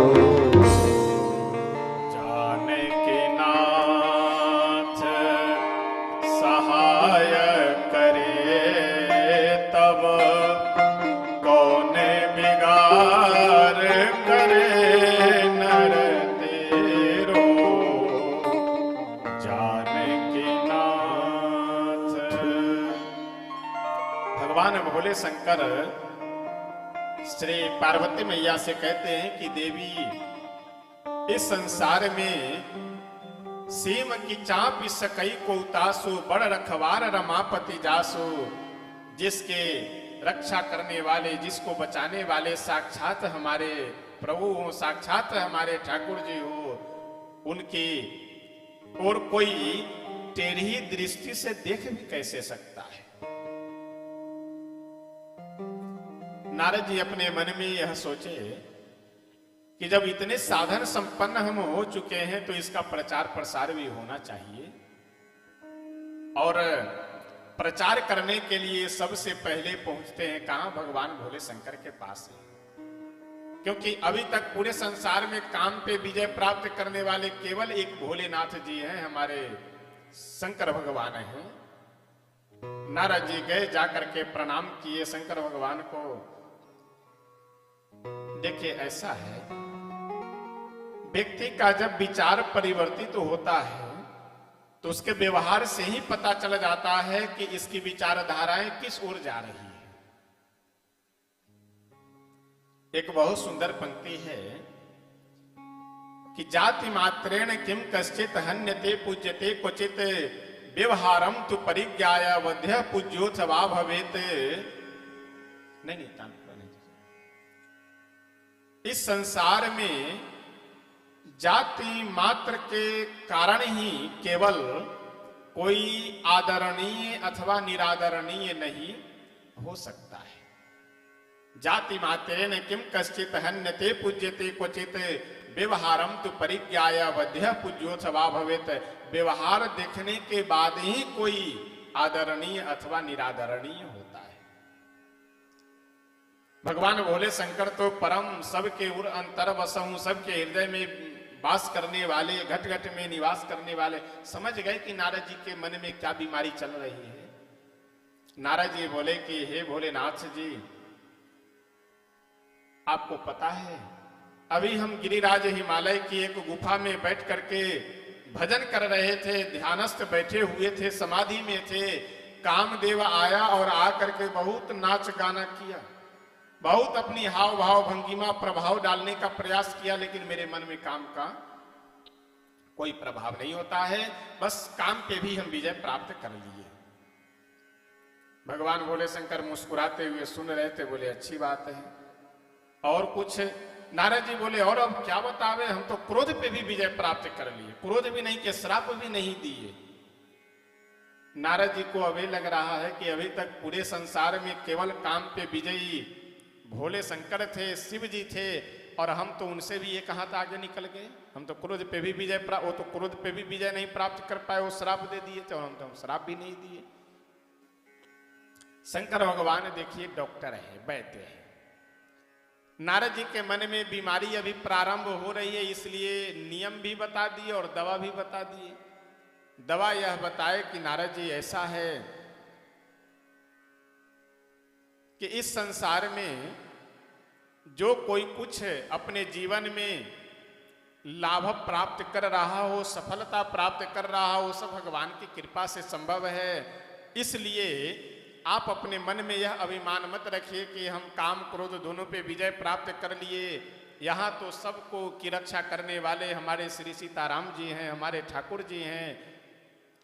यह बात जिस प्रकार से आप हमसे बता रहे हैं, यह बात कभी वैकुंठाधिपति प्रभु को मत बताइएगा। नारद जी बोले कि ऐसा है, अगर वो हमसे पूछे तब, मान लीजिए हम गए, अगर हम अपने मन से न बतावे और वो हमसे ही खुद पूछ लिए कि हमें सुनने को मिला है कि आप तपस्या कर रहे थे, समाधि में बैठे थे, काम का कोई प्रभाव नहीं हुआ, आपके मन पे क्रोध का भी प्रभाव नहीं, अगर पूछे तब तो बताएंगे। शंकर भगवान बोले कि अगर प्रभु पूछेंगे तो वहां भी आप छिपा दीजिएगा। जिमी यह कथा सुनाए मोही, जिस प्रकार से आप यह कथा हमें श्रवण कराए हैं, यह कथा आप अपनी भगवान से मत सुनाइएगा। अच्छा, शंकर भगवान भी उपहास यानी व्यंग्यात्मक शब्द बोल रहे हैं। नारद जी को क्या कह रहे हैं? कथा। नारद जी सुना रहे हैं अपनी व्यथा, अपना प्रभाव बताना, हम ऐसे हैं, वैसे हैं, ये हैं, वो हैं, ये सब अपनी प्रतिष्ठा की व्याख्या करना, ये तो हमारी व्यथा है, ये कथा थोड़ी है। लेकिन शंकर भगवान बोले कि नारद जी, इसको अगर आप कथा ही बना लिए हैं तो कोई बात नहीं, ये कथा हम सुन लिए, लेकिन भगवान को एक कथा मत सुनाइएगा, नहीं तो फिर आपकी बात बिगड़ जाएगी। नारद जी मन में यह सोचे कि शायद शंकर जी को हमसे ईर्ष्या हो गई है। ईर्ष्या के कारण यह कह रहे हैं कि अगर नारद जी का कहीं नाम संसार में विख्यात हो गया तो हमारी प्रतिष्ठा कम हो जाएगी, हमारी नाम की महिमा उतनी नहीं रह जाएगी, क्योंकि हम काम पे ही विजय प्राप्त करने वाले हैं और एक काम क्रोध दोनों पे विजय प्राप्त कर लिए हैं। नारद जी तुरंत बैकुंठ पहुंचे, और आज जब बैकुंठ गए, हमेशा जब जाते थे तो दरवाजे पे ही लेट करके प्रणाम करें। आज प्रणाम कुछ नहीं, ना हाथ जोड़ना, नमस्कार कुछ नहीं, सीधे जा करके खड़े हो गए। प्रभु अपने सिंहासन पे विराजमान थे। नारद जी को जब देखे तो भगवान समझ गए कि आज नारद जी मेरा दर्शन करने नहीं आए हैं, अपना दर्शन देने आए हैं। अच्छा, दर्शन करना और दर्शन देना ये अलग की बात है। हम लोग ठाकुर जी के पास दर्शन करने तो कम जाते हैं, अपना दर्शन देने ज्यादा जाते हैं। दर्शन करने का मतलब यह है कि अपने मन को उनके चरणों में समर्पित कर करके केवल दर्शन करें, और दर्शन देने का मतलब यह है कि वहां जा करके मन में अगर कुछ चढ़ा रहे हो अथवा कुछ समर्पित कर रहे हो, उसके प्रति अगर दिखाने की भावना है कि हमने मंदिर में जा करके ये दान किया, हमने ठाकुर जी को ये किया, इतने लोगों का भंडार, ये सब जो दिखाने की भावना है, ये सब दर्शन देना नहीं, ये दर्शन करना नहीं, दर्शन देने की भावना है। नारद जी द्वार पे जाकर के खड़े हुए। द्वार से जब अंदर प्रवेश करते हैं तो भगवान को अभी तक प्रणाम किए नहीं। तो जब सिंहासन के पास श्री नारद जी महाराज पहुंचे तो भगवान देखे कि अगर ये मेरा दर्शन करने आए होते तो हमें प्रणाम करते, लेकिन जब यह नहीं प्रणाम कर रहे हैं तो लाओ अब हम ही इनका स्वागत कर करके हमारे दरबार में आए हैं, हमारे द्वार पे आए हैं। श्री तुलसी बाबा कहते हैं कि हरस उठे मुनि कृपा निकेता। भगवान अपने आसन से उठे और उठ करके नारद जी से गले मिले। जब नारद जी बार बार प्रणाम नहीं कर रहे थे, केवल भगवान की ओर देखे, भगवान समझ गए कि इनके मन में अभिमान आ गया है कि अच्छा, नारद जी ये सोच रहे थे कि भले भगवान हो चाहे जो कुछ भी हो, लेकिन है तो गृहस्थ और हम हैं विरक्त, और उसमें भी काम क्रोध पे विजय प्राप्त करने वाले। तो काम क्रोध पे विजय प्राप्त करने वाले हम विरक्त महात्मा, तो इन्हें काहे के लिए प्रणाम करें? अभी तक जिनकी आराधना कर, जिनकी कृपा से रोजी रोटी चल रही थी, जिनकी कृपा से प्रतिष्ठा है, उन्हीं को अब आज गृहस्थ बना दी और अपना विरक्त बन गए। तो भगवान भी बड़े कौतुकी हैं, गले मिले और नारद जी को बोले, नारद जी कहीं कहाँ विराजमान है? बस बस हो जाएंगे, समझ गए उनकी इच्छा थी बगल में बैठने की। अपने से बड़ों के पास कभी भी नहीं बैठना चाहिए, इससे पुण्य क्षीण होता है, आयु क्षीण होती है। नारद जी को लगा कि हमें तो ऐसे इनसे ऊंचे आसन पे बैठना चाहिए, लेकिन ऊंचे आसन पे न सही तो कम से कम बराबर में तो बैठ जाए, इसमें हमारी प्रतिष्ठा रहेगी। हमेशा नारद जी आते थे तो चरणों में बैठते थे और आज बगल में विराजमान हो गए। भगवान समझ गए कि बीमारी बहुत तगड़ी लगी हुई है, इसका दवा शंकर भगवान दे चुके हैं। दवा अब जब काम नहीं कर रही है बीमारी में, तो इसका सीधा ऑपरेशन करना पड़ेगा। ये जो अभिमान रूपी वृक्ष श्री नारद जी के मन में उग चुका है, इस अभिमान रूपी वृक्ष को जब तक उखाड़ करके नहीं फेंका जाएगा, तब तक मैं शांति से नहीं बैठूंगा। क्योंकि पन हमार सेवक हितकारी, भगवान कहते हैं कि मुझे भक्तों का हित करना, अपने दासों की रक्षा करना मुझे बहुत अच्छा लगता है। और श्री नारद जी के मन में यह जो अभिमान रूपी वृक्ष अभी प्रकट हो रहा है, अभी धीरे धीरे बढ़ रहा है, ये आगे चल करके जब विशाल का वृक्ष हो जाएगा तब उखाड़ पाना इतना आसान नहीं होगा। इसलिए अभी ही इनका इलाज कर देना आवश्यक है। श्री नारद जी महाराज प्रणाम किए और अपनी वही कथा सुनाना प्रारंभ कर दिए कि प्रभु बस अभी यही गिरिराज हिमालय की एक सुंदर गुफा में हम समाधि लगा करके बैठे हुए थे। वहां कामदेव आया, अपना पूरा प्रभाव डालने का प्रयास किया, लेकिन मेरे मन में काम का भी क्रोध का दोनों का कोई प्रभाव नहीं होता है। भगवान भी हंसते हुए बोल दिए कि नारद जी ऐसा है, आपके नाम स्मरण मात्र से ही काम क्रोध पे लोग विजय प्राप्त कर लेंगे, तो भला आपके मन में काम क्रोध का प्रभाव कैसे हो सकता है? श्री नारद जी भी हाथ जोड़ करके ऊपर से, गले के ऊपर से, हृदय से नहीं गले के ऊपर से बोले कि बस प्रभु सब आप ही की कृपा से संभव है, बस जो कुछ भी है हमारे जीवन में सब आप ही की कृपा से तो है। इतना कह करके नारद जी जैसे वहां से निकले, सो रास्ते में भगवान एक 100 योजन लंबा चौड़ा नगर का निर्माण करते हैं। उस नगर के राजा शीलनिधि जी हैं। शीलनिधि जी की एक बेटी है, नाम है विश्वमोहिनी। नारद जी महाराज जैसे उस दिव्य नगर को देखे, अंदर नगर में गए भ्रमण करने के लिए। सो शीलनिधि राजा नारद जी को सुंदर आसन दे करके बैठाए और उनका चरण धो करके पाद प्रक्षालन करते हैं और प्रणाम किए। उसके बाद अपनी पुत्री विश्वमोहिनी को बुला करके प्रणाम करवाते हैं और कहते हैं कि बाबा ऐसा है, मैं अपनी बेटी का स्वयंवर करने जा रहा हूं, मेरी बेटी के भविष्य के विषय में कुछ देख करके आप बताइए कि कैसा घर वर इसे मिलेगा। अब नारद जी महाराज जैसे ही हाथ देखे, मन में अभिमान भरा हुआ था कि हम काम विजयी, क्रोध विजयी और जाने क्या क्या विजयी हैं। जब मनुष्य के मन में अभिमान आ जाता है तो तो होता कुछ और है और दिखाई कुछ और देने लगता है। कोई अभिमानी व्यक्ति हो, उसे अगर कोई श्रद्धा भाव से प्रणाम भी करता है तो वो बोलेगा अच्छा बहुत तुम्हारा दिमाग खराब हो गया है आजकल, जब देखो तब मेरे साथ उपहास करता रहता है, मेरे साथ व्यंग की भावनाएं रखता है। अभिमानी व्यक्ति को अगर सम्मान भी दिया जाए तो वह अपना अपमान समझता है कि हमें दिखाने के लिए, हमें नीचा करने के लिए ये हमारे साथ ऐसा व्यवहार कर रहा है। कुछ बोला भी जाए तो बोला कुछ और जाएगा और समझता कुछ और है। यानी अभिमान आने के बाद यह समस्या होती है कि सोचने की क्षमता ही विपरीत कर देता है अभिमान।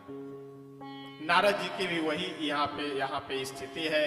श्री तुलसी बाबा वर्णन करते हुए बहुत सुंदर कहते हैं, जो ये ही बराई अमर सोई होई, जो ये ही बराई अमर सोई होई, जो ये ही बराई अमर सोई होई, जो ये ही बराई अमर सोई होई, समर भूमि तेहि जीतन होई, समर भूमि तेहि जीतन होई, सोए ही बराई अमर सोई होई, सोए ही बराई अमर सोई होई, जो यही बराई अमर सोई होई, समर भूमि ते ही जीतना कोई। हस्त रेखा देखने के बाद नारद जी देखिए, हाथ की रेखाएं तो कुछ और कह रही है और नारद जी कुछ और समझ रहे हैं। हस्त रेखा की भविष्यवाणी यह है, यही सोई बरई जोई अमर होई, इस कन्या से वही विवाह करेगा जो अमर होगा। और इस संसार में अमर केवल एक हमारे ठाकुर जी हैं, बाकी जितने भी हैं सब मरने वाले हैं। देवताओं के लिए अमर शब्द का संबोधन किया जाता है, लेकिन देवता लोग भी अमर हैं कुछ दिनों के लिए मात्र, उसके बाद उन्हें भी मरना पड़ता है, शरीर छोड़ना पड़ता है। लेकिन इस संसार में अगर पूर्णतः अमर हैं तो हमारे भगवान हैं। यानी नारद जी को यह समझना चाहिए था कि इनका विवाह भगवान के साथ ही होना है, लेकिन नारद जी यह समझ लिए कि यही जोई बड़ई सोई अमर होई, इनसे जो विवाह करेगा वह अमर हो जाएगा। अभी तक नारद जी काम और क्रोध पे विजय प्राप्त करने वाले बने घूम रहे थे, और जैसे इतना सुंदर सुअवसर देखे कि केवल विवाह करने मात्र से ही अमर होने का अगर सौभाग्य प्राप्त हो रहा हो तो लाओ विवाह कर लेते हैं, छोड़ दो बाबा बनना, साधु शाही छोड़ दे रहे हैं। नारद जी अपने मन में विचार किए कि ऐसा है, अगर सही सही बात शील निधि राजा से बता देंगे कि इसे जो विवाह करेगा वो अजर अमर हो जाएगा, तो हो सकता है कहीं अपने नजर में कोई अच्छा राजकुमार हो, कोई अच्छा लड़का हो, उसके साथ न विवाह कर दे तो फिर हम बच जाएंगे, हम वैसे रह जाएंगे। कुछ और बता दिए कि आपकी बेटी बहुत ही गुणवती है, बहुत ही सौभाग्यशालिनी है, ये है वो है, कुछ इधर उधर की बातें बता दी। स्वयंवर होने वाला है, और स्वयंवर का नियम यह होता है कि जितने भी विवाह करने की इच्छा से राजकुमार राजा आए हुए हैं वे सभी सिंहासन पे बैठते हैं, और राजकुमारी को कन्या को वरमाला देकर के भेज दिया जाता है। जो भी राजकुमार जो भी कन्या को पसंद आ जाए उसके गले में वरमाला पहना देती है, उसके साथ उस राजकुमारी का विवाह हो जाता है। नारद जी अपने मन में विचार किए कि साधु का यह स्वरूप है, वल्कल वस्त्र धारण किए हुए हैं, तिलक चंदन कंठी माला यह सब धारण किए हुए हैं, वीणा है, दंड कमंडल, इस वेश को देख करके तो विश्वमोहिनी विवाह करेगी नहीं। विश्वमोहिनी तो विवाह तभी करेगी जब अच्छे सुंदर राजकुमार बन करके यहाँ बैठे। तो इस संसार में सबसे सुंदर कौन है? हमारे प्रभु है। नील सरोरुह नीलमणि नील नीरधर श्याम, लाजहि तन शोभा निरखी कोटि कोटि सतकाम। इस संसार में अगर सबसे कोई सुंदर है तो हमारे प्रभु हैं, हमारे ठाकुर जी हैं। श्री नारद जी मन में विचार किए कि अगर मैं बैकुंठ जाऊंगा उनसे मिलने, तो हो सकता है हम बैकुंठ जाए, आवे आवे तब तक इधर स्वयंवर न हो जाए कहीं। नगर से बाहर निकले और यहीं से पुकारे, प्रभु दर्शन दीजिए, हे मेरे नाथ, हे मेरे स्वामी दर्शन दीजिए। भगवान आ गए, बोले क्या है? नारद जी बोले कि बस प्रभु आपसे एक काम है। भगवान मुस्कुराते हुए बोले, नारद जी अभी तो आप कह रहे थे कि हमारे मन में कोई कामना ही नहीं है, हम तो काम पे विजय प्राप्त कर लिए, और अब कह रहे हैं कि कुछ काम है। कौन सा काम है? आदेश कीजिए, बताइए क्या काम है। नारद जी बोले कि आप अपना रूप हमको दे दीजिए कुछ देर के लिए। क्यों? क्योंकि हम वर बनना चाहते हैं, दुल्हा बनना चाह रहे हैं। अच्छा देखिए, भगवान अपने भक्तों को छोटे पुत्र के समान मानते हैं। नारद जी कुमार्ग पे जाना चाह रहे हैं, साधु जीवन में है, विरक्त जीवन में है, और विरक्त जीवन को परित्याग कर करके गृहस्थ जीवन में जाना चाह रहे हैं। गृहस्थ जीवन में जाना एक गलत बात नहीं है, गलत बात है कि विरक्त बन करके गृहस्थ जीवन में जाना। जब ब्रह्मा जी कह रहे थे कि बेटा विवाह कर लो, तो उस समय तो विरक्त बन गए, साधु बन गए, और आज अपने मन से विवाह करने के लिए तैयार हैं। भगवान नारद जी के मुख से ही एक बहुत सुंदर पंक्ति कहलवा लेते हैं। श्री तुलसी बाबा बहुत सुंदर लिखते हुए कहते हैं,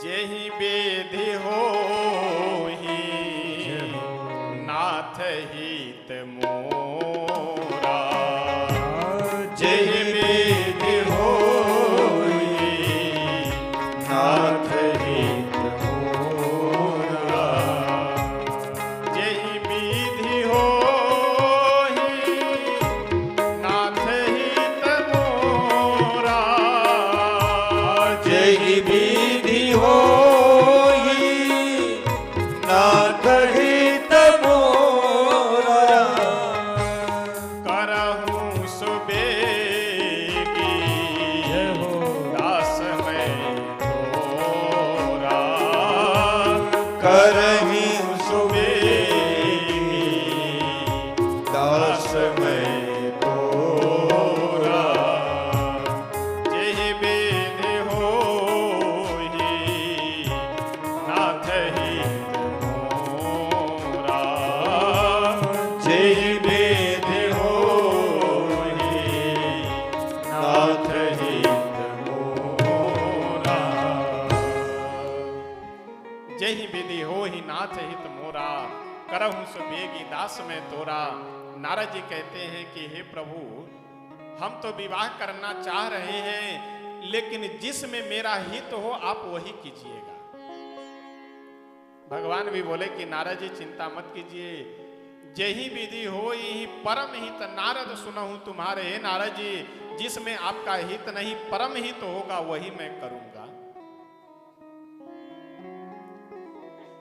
तो क्या भगवान अपना रूप दे दिए?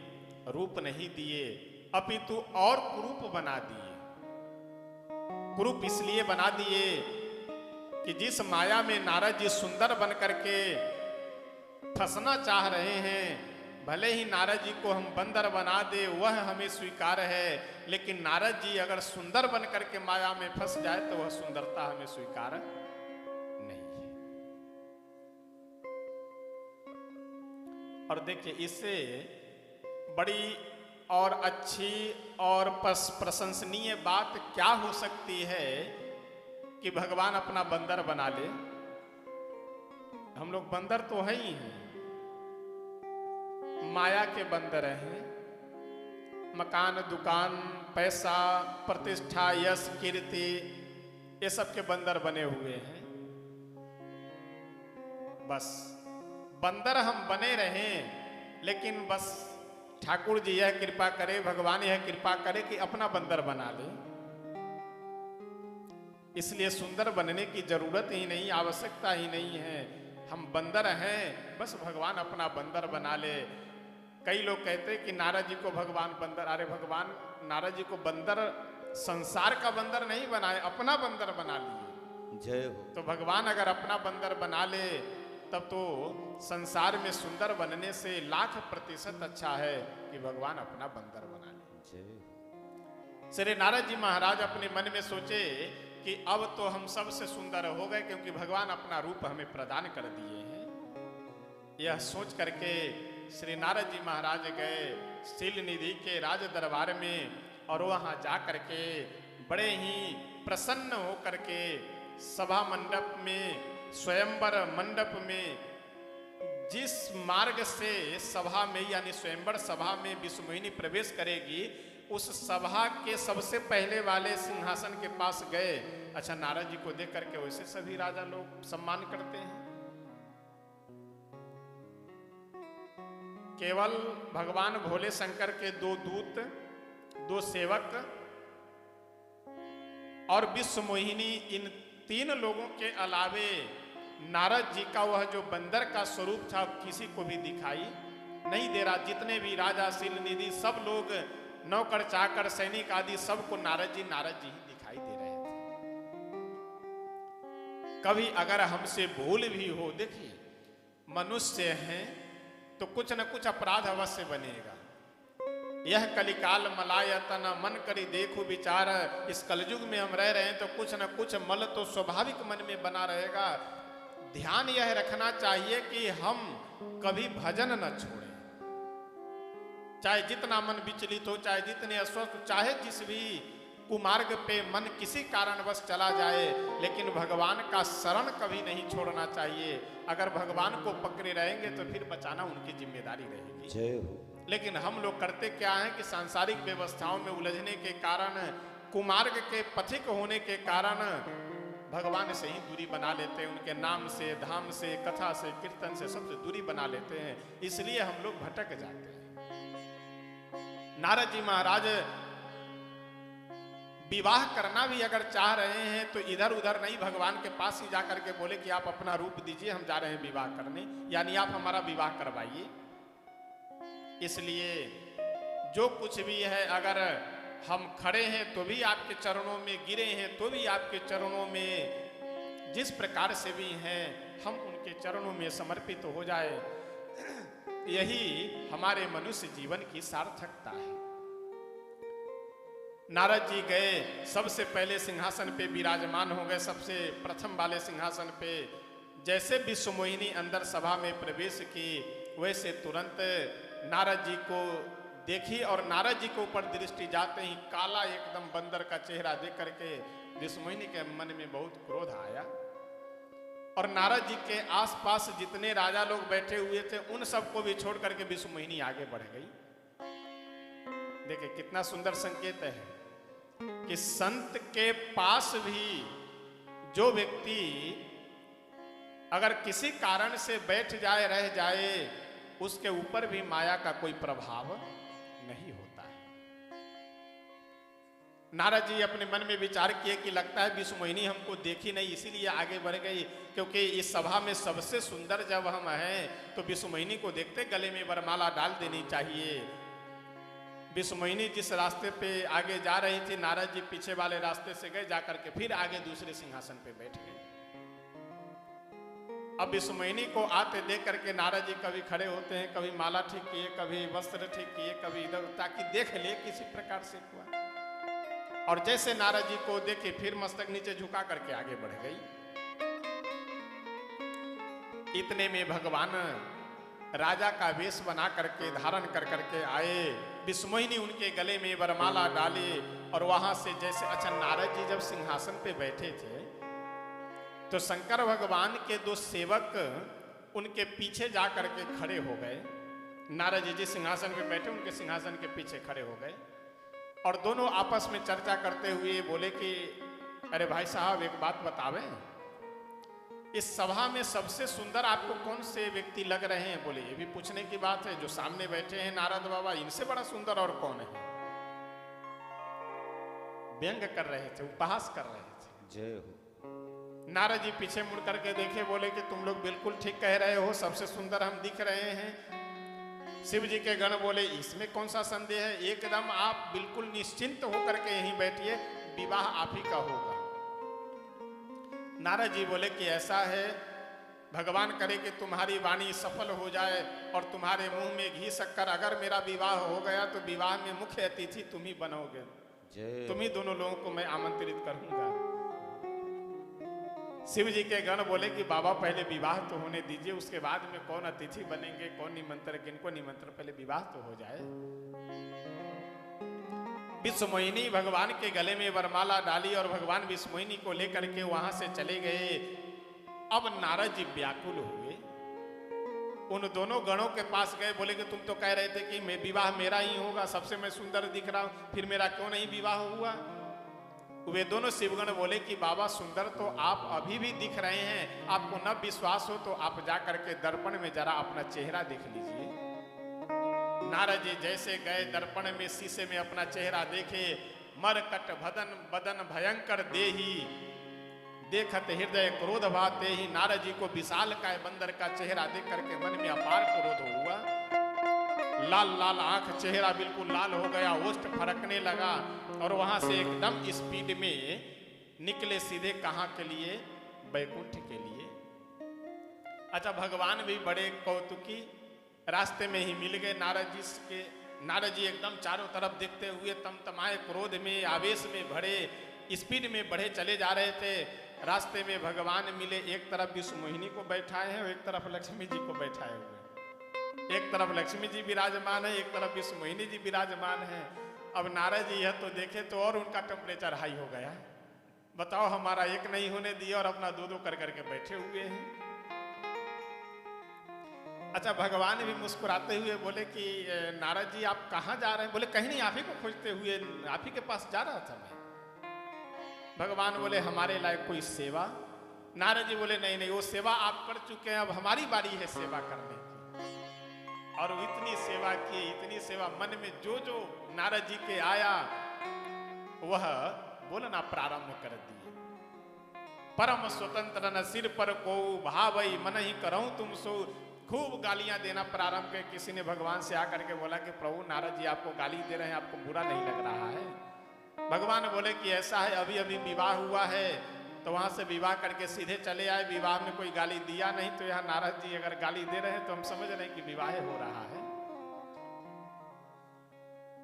अब चाहे ससुराल में गाली दे या है तो शिष्य ही है तो दास ही, तो अगर दास के द्वारा ही कुछ गालियां मिल, ऐसा कौन संसार में सेवक होगा, ये स्वामी होंगे कि जो सेवक के द्वारा अपशब्द कहे जाने पर उत्तेजित न हो और प्रसन्न हो जाए?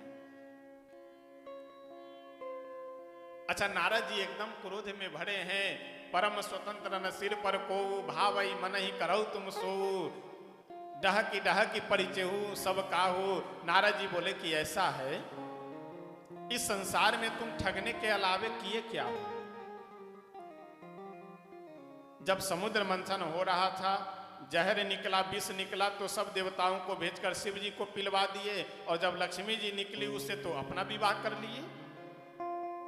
आज के ठग हो, पुराना ठग, और अभी तक तुम केवल सबको ठगे हो। अभी तक तुमको सुधारने वाला कोई नहीं मिला, अभी तक तुमको ठीक करने वाला नहीं मिला। आज मैं तुम्हें सुधार दूंगा। नारद जी कह रहे हैं भगवान को कि आज मैं आपको सुधार दूंगा।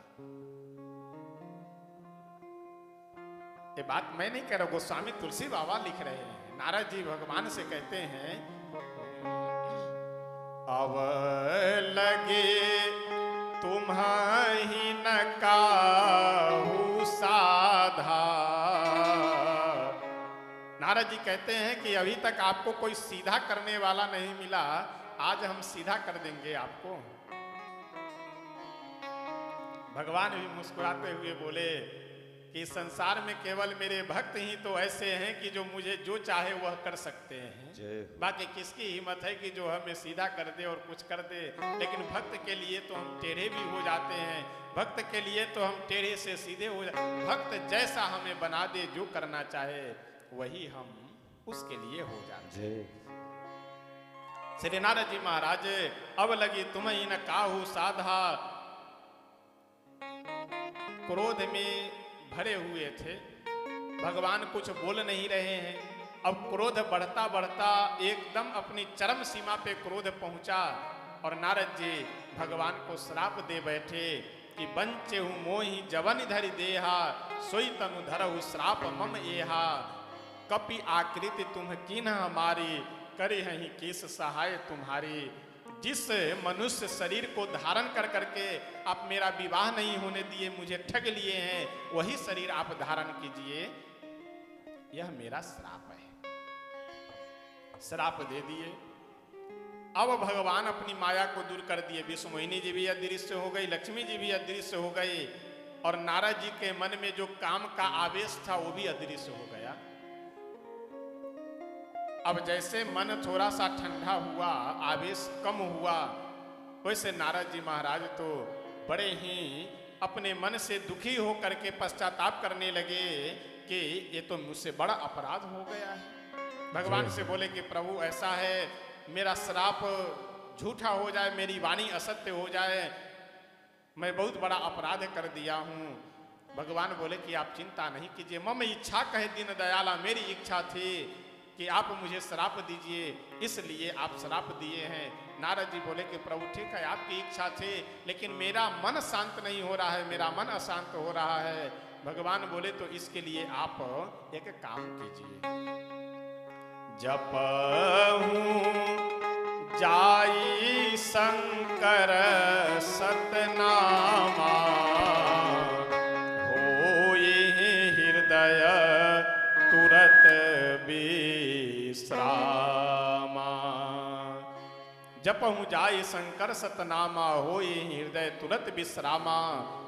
आप जा करके भगवान भोले शंकर का नाम जप कीजिए, इसी से आपके मन को शांति मिलेगी।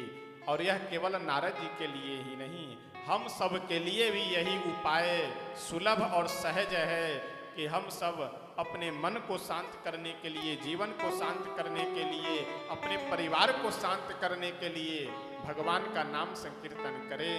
यही सबसे बढ़िया इस कलयुग में साधन है।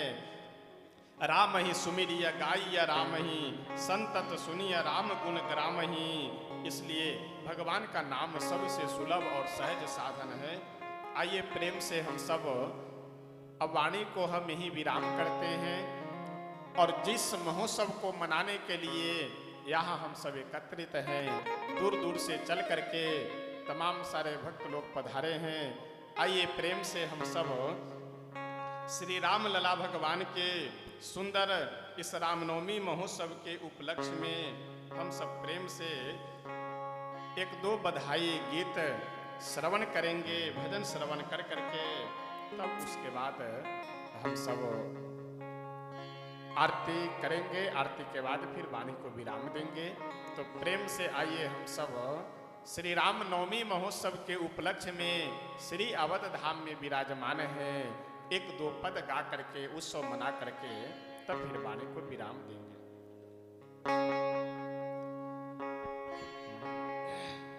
फूल बरसन लागे, फूल बरसन लागे, अवध में छाई है बहार। फूल बरसन लागे, अवध में छाई है बहार। फूल बरसन लागे, अवध में छाई है बहार। फूल बरसन लागे, अवध में छाई है बहार। ओ छाई है बहार, आज छाई है बहार। छाई है बहार, छाई है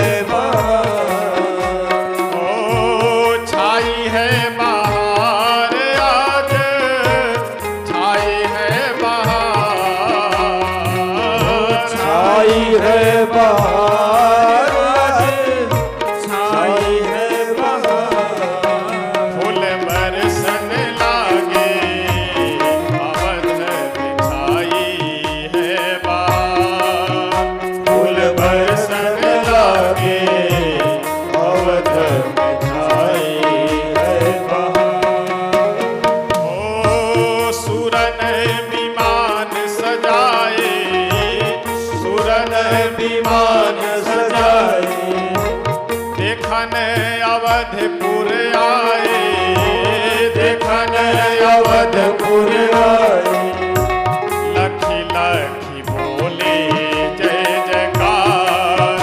फूल बरसन लागे अवध में छाए है बहार। फूल बरसन लागे अवध में छाई है बहार। फूल बरसन लागे अवध में छाए है बहार। ओ छाई है बहार आज, छाई है बहार। छाई है बहार, छाई है बहार। फूल बरसन लागे अवध में छाई है बहार। फूल बरसन लागे अवध में छाई है बहार। घर घर में बजत बधाई, घर घर में बजत बधाई, सबके उर आनंद छाई। सबके उर आनंद छाई। घर घर में बजत बधाई, घर घर में बजत बधाई, सबके उर आनंद छाई। सबके उर आनंद छाई। एहिया में हरस अपार, फूल बरसन लागे अवध में छाई है बहार। फूल बरसन लागे अवध में छाई है बहार।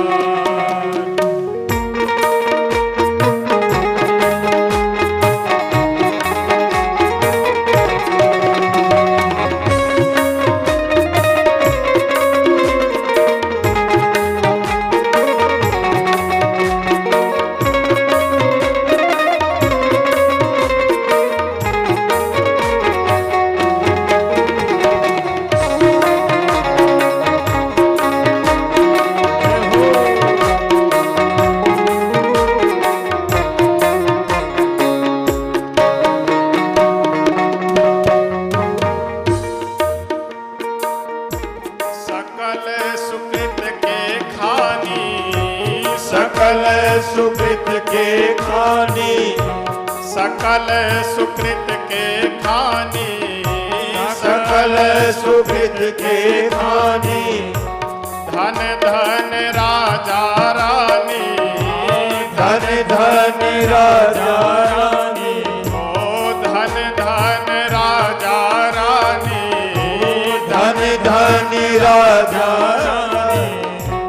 धन्य नगर नर नारी, फूल बरसन लागे अवध में छाई है बहार। फूल बरसन लागे अवध में छाई है बहार। फूल बरसन लागे अवध में छाई है बहार। फूल बरसन लागे अवध में छाई है बहार। ओ सज धज चली है नारी, सज धज चली है नारी, कर लिए मंगल थारे। कर लिए मंगल थारी। सज धज चली है नारी, सज धज चली है नारी, कर लिए मंगल थारे। कर लिए मंगल थारी। करी करी के सोलह हो सिंगार, फूल बरसन लागे अवध में छाई है बहार। फूल बरसन लागे अवध में छाई है बहार। ओ छाई है बहार आज, छाई है बहार। छाई है बहार।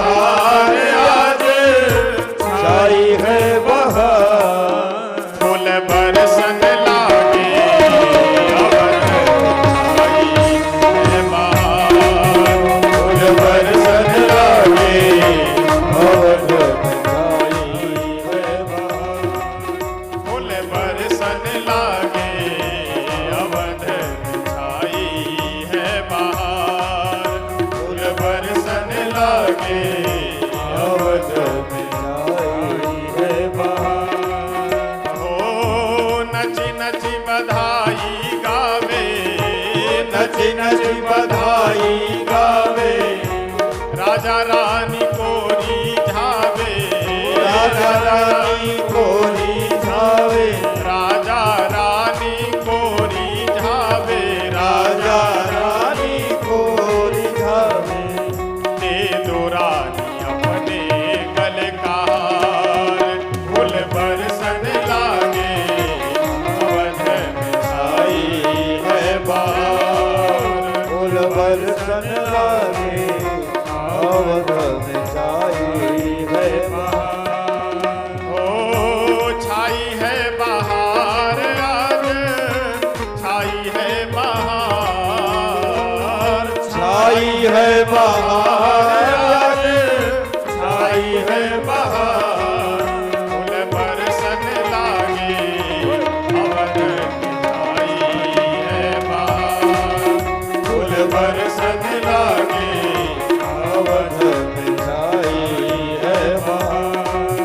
फूल बरसन लागे अवध में छाई है बहार। फूल बरसन लागे अवध में छाई है बहार। श्री अयोध्या धाम की जय हो।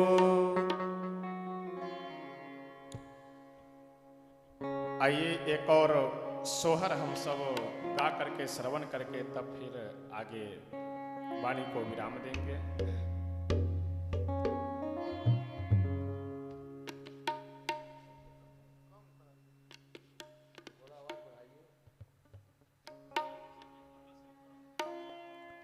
जय हो।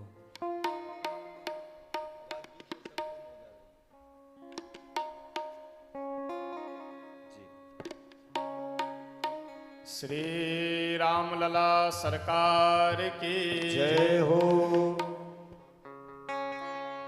आजो अवधपुर मंगल घर घर सोहिल हो।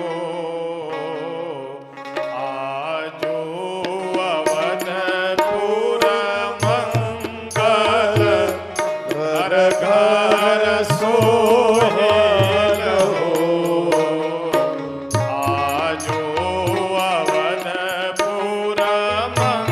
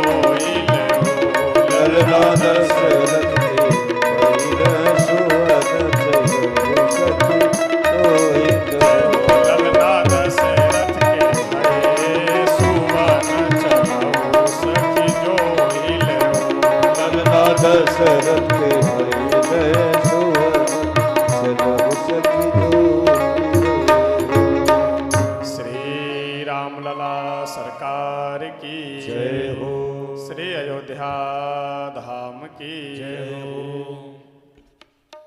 आइए अपनी वाणी को यहीं श्री हनुमान जी महाराज के चरणों में विराम करते हैं। प्रेम से 2 बार पहले स्तुति संकीर्तन कर लेते हैं, उसके बाद तब हम सब आरती करेंगे।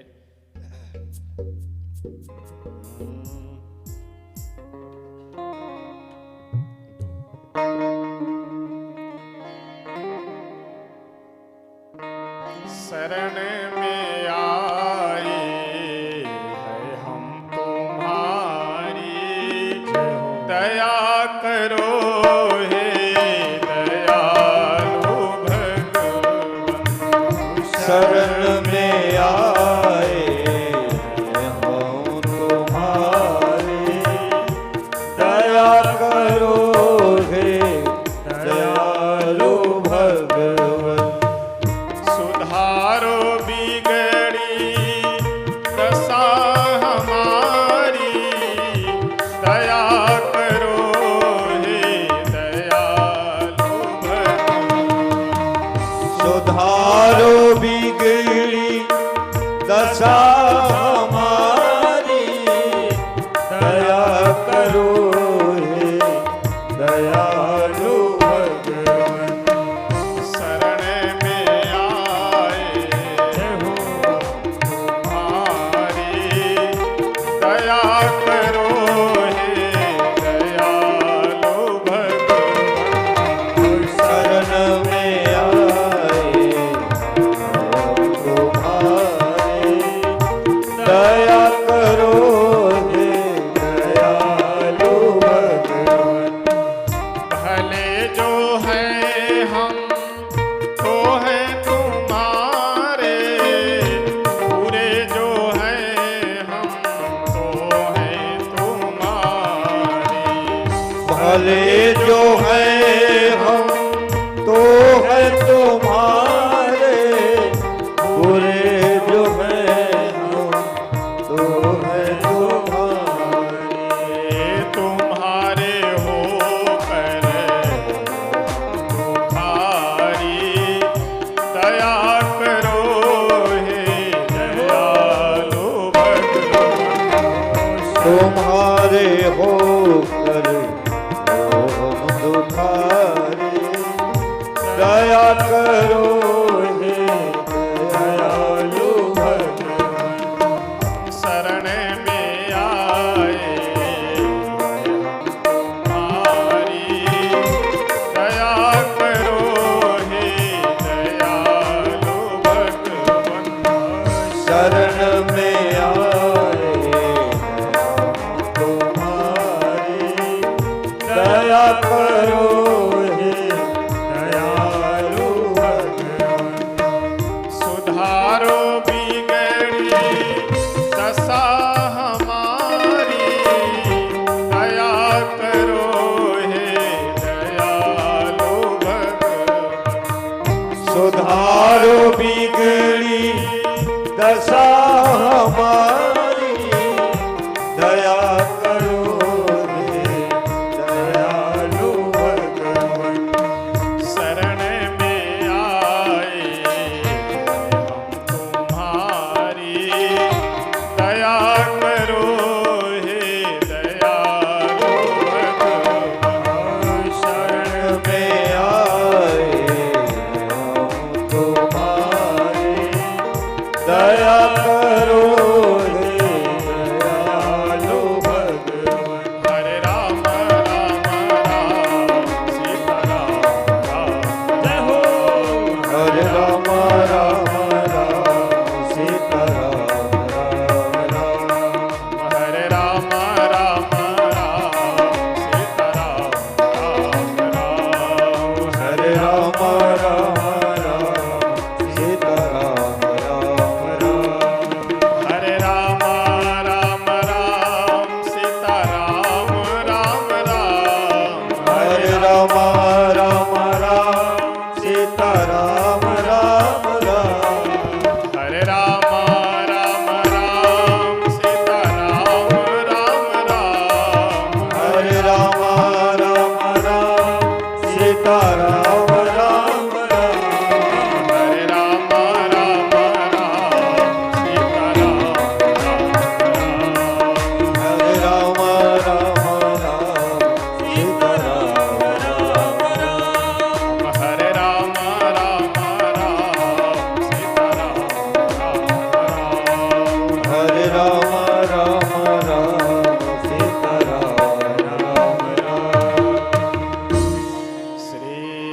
सीताराम भगवान की जय हो।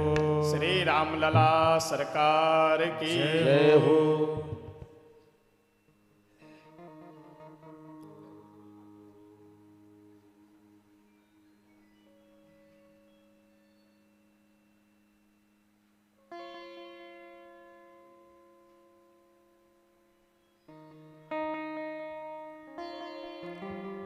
साढ़े 7 बजे का समय हो चुका है, तो आइए हम सब प्रेम से पहले 10 मिनट श्री सीताराम नाम संकीर्तन करते हैं, उसके बाद आरती करेंगे। जय। गुरु परंपरा का संदेश 7:30 बजे से 8 बजे के मध्य 10 मिनट श्री सीताराम नाम अथवा ईश्वर के जिन नाम में श्रद्धा हो उस नाम का जप संकीर्तन, उन्हीं संदेश का अनुपालन करते हुए आइए प्रेम से हम सब 10 मिनट संकीर्तन करते हैं, श्री सीताराम नाम का जप करते हैं, तत्पश्चात हम सब आरती करेंगे।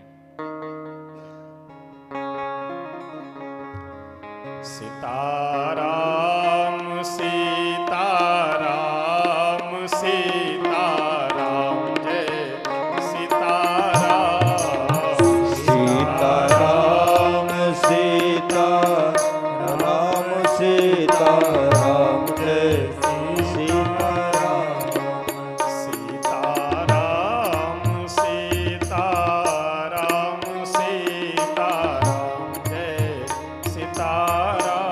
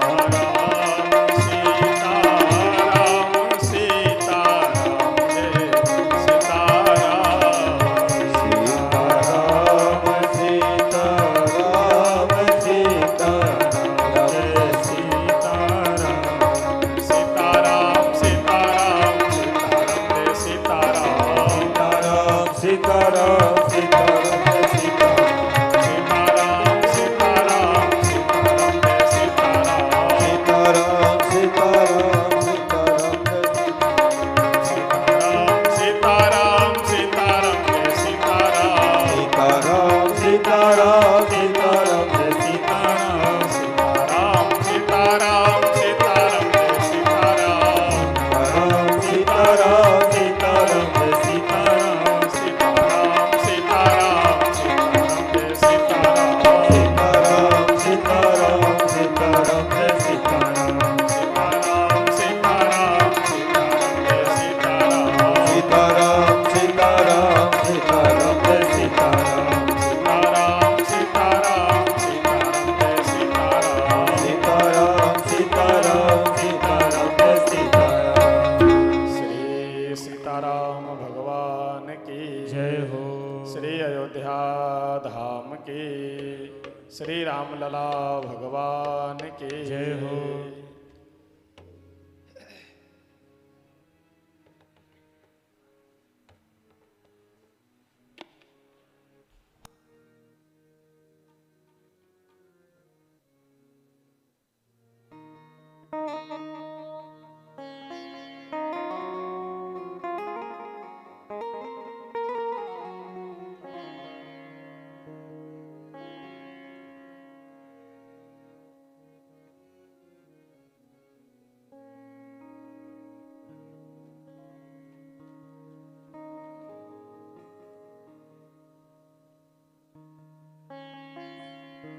आप सभी लोग खड़े हो जाएं अपने स्थान पर पे। खड़े हो जाएं।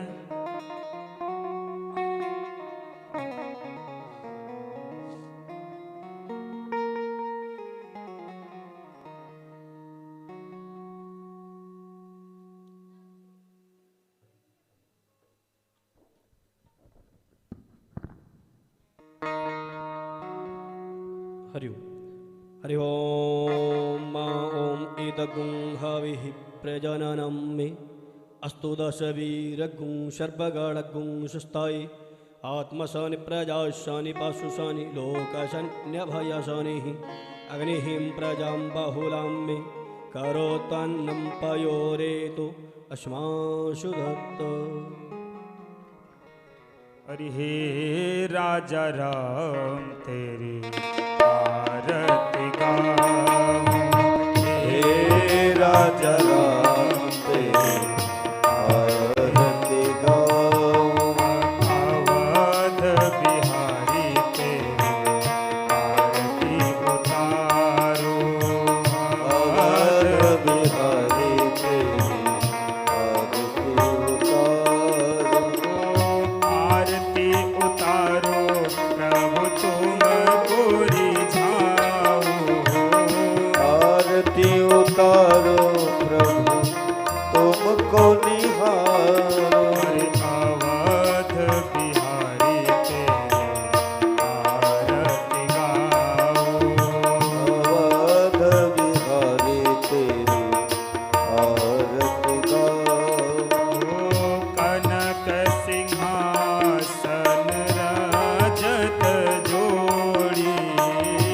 कनक सिंहासन राजत जोड़ी। दशरथ नंदन जनक किशोरी। दशरथ नंदन जनक किशोरी। कनक सिंहासन राजत जोड़ी। दशरथ दशरथ नंदन जनक किशोरी। युगल छवि को सदा निहारो। हे राजा राम तेरी आरती गाऊं। वाम भाग शोभित जग जननी। भाग शोभित जग जननी। चरण विराजत है सुत अंजनी। चरण विराजत है सुत अंजनी।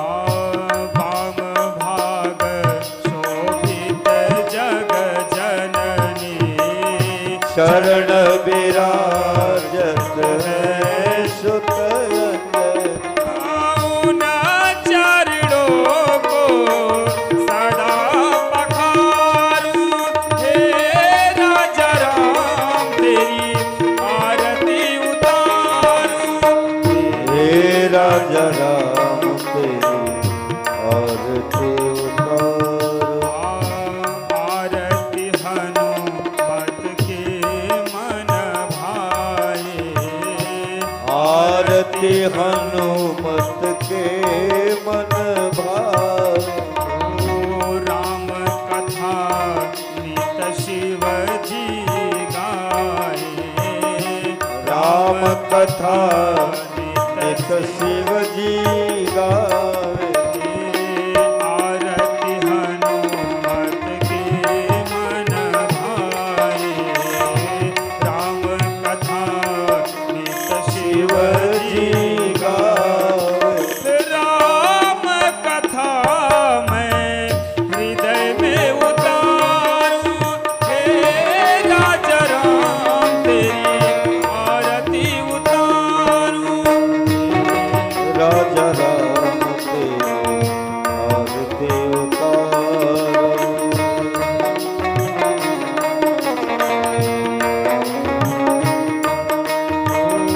चरणों से निकली गंगा प्यारी, चरणों से निकली गंगा प्यारी। वंदन करती दुनिया सारी, वंदन करती दुनिया सारी। चरणों से निकली गंगा प्यारी, वंदन करती दुनिया सारी। उन चरणों में शीश नवाऊं, उन चरणों में शीश नवाऊं। हे राजा राम तेरी आरती उतारूं। हे राजा राम तेरी आरती उतारो। आरती उतारो प्रभु तुमको मनाऊं, आरती उतारो प्रभु तुमको मनाओ। आवाज बिहारी तेरी आरती गाऊं। हे राजा राम तेरी आरती गाओ। हे राजा राम तेरी आरती गाऊं। हे राजा राम तेरी आरती गाओ।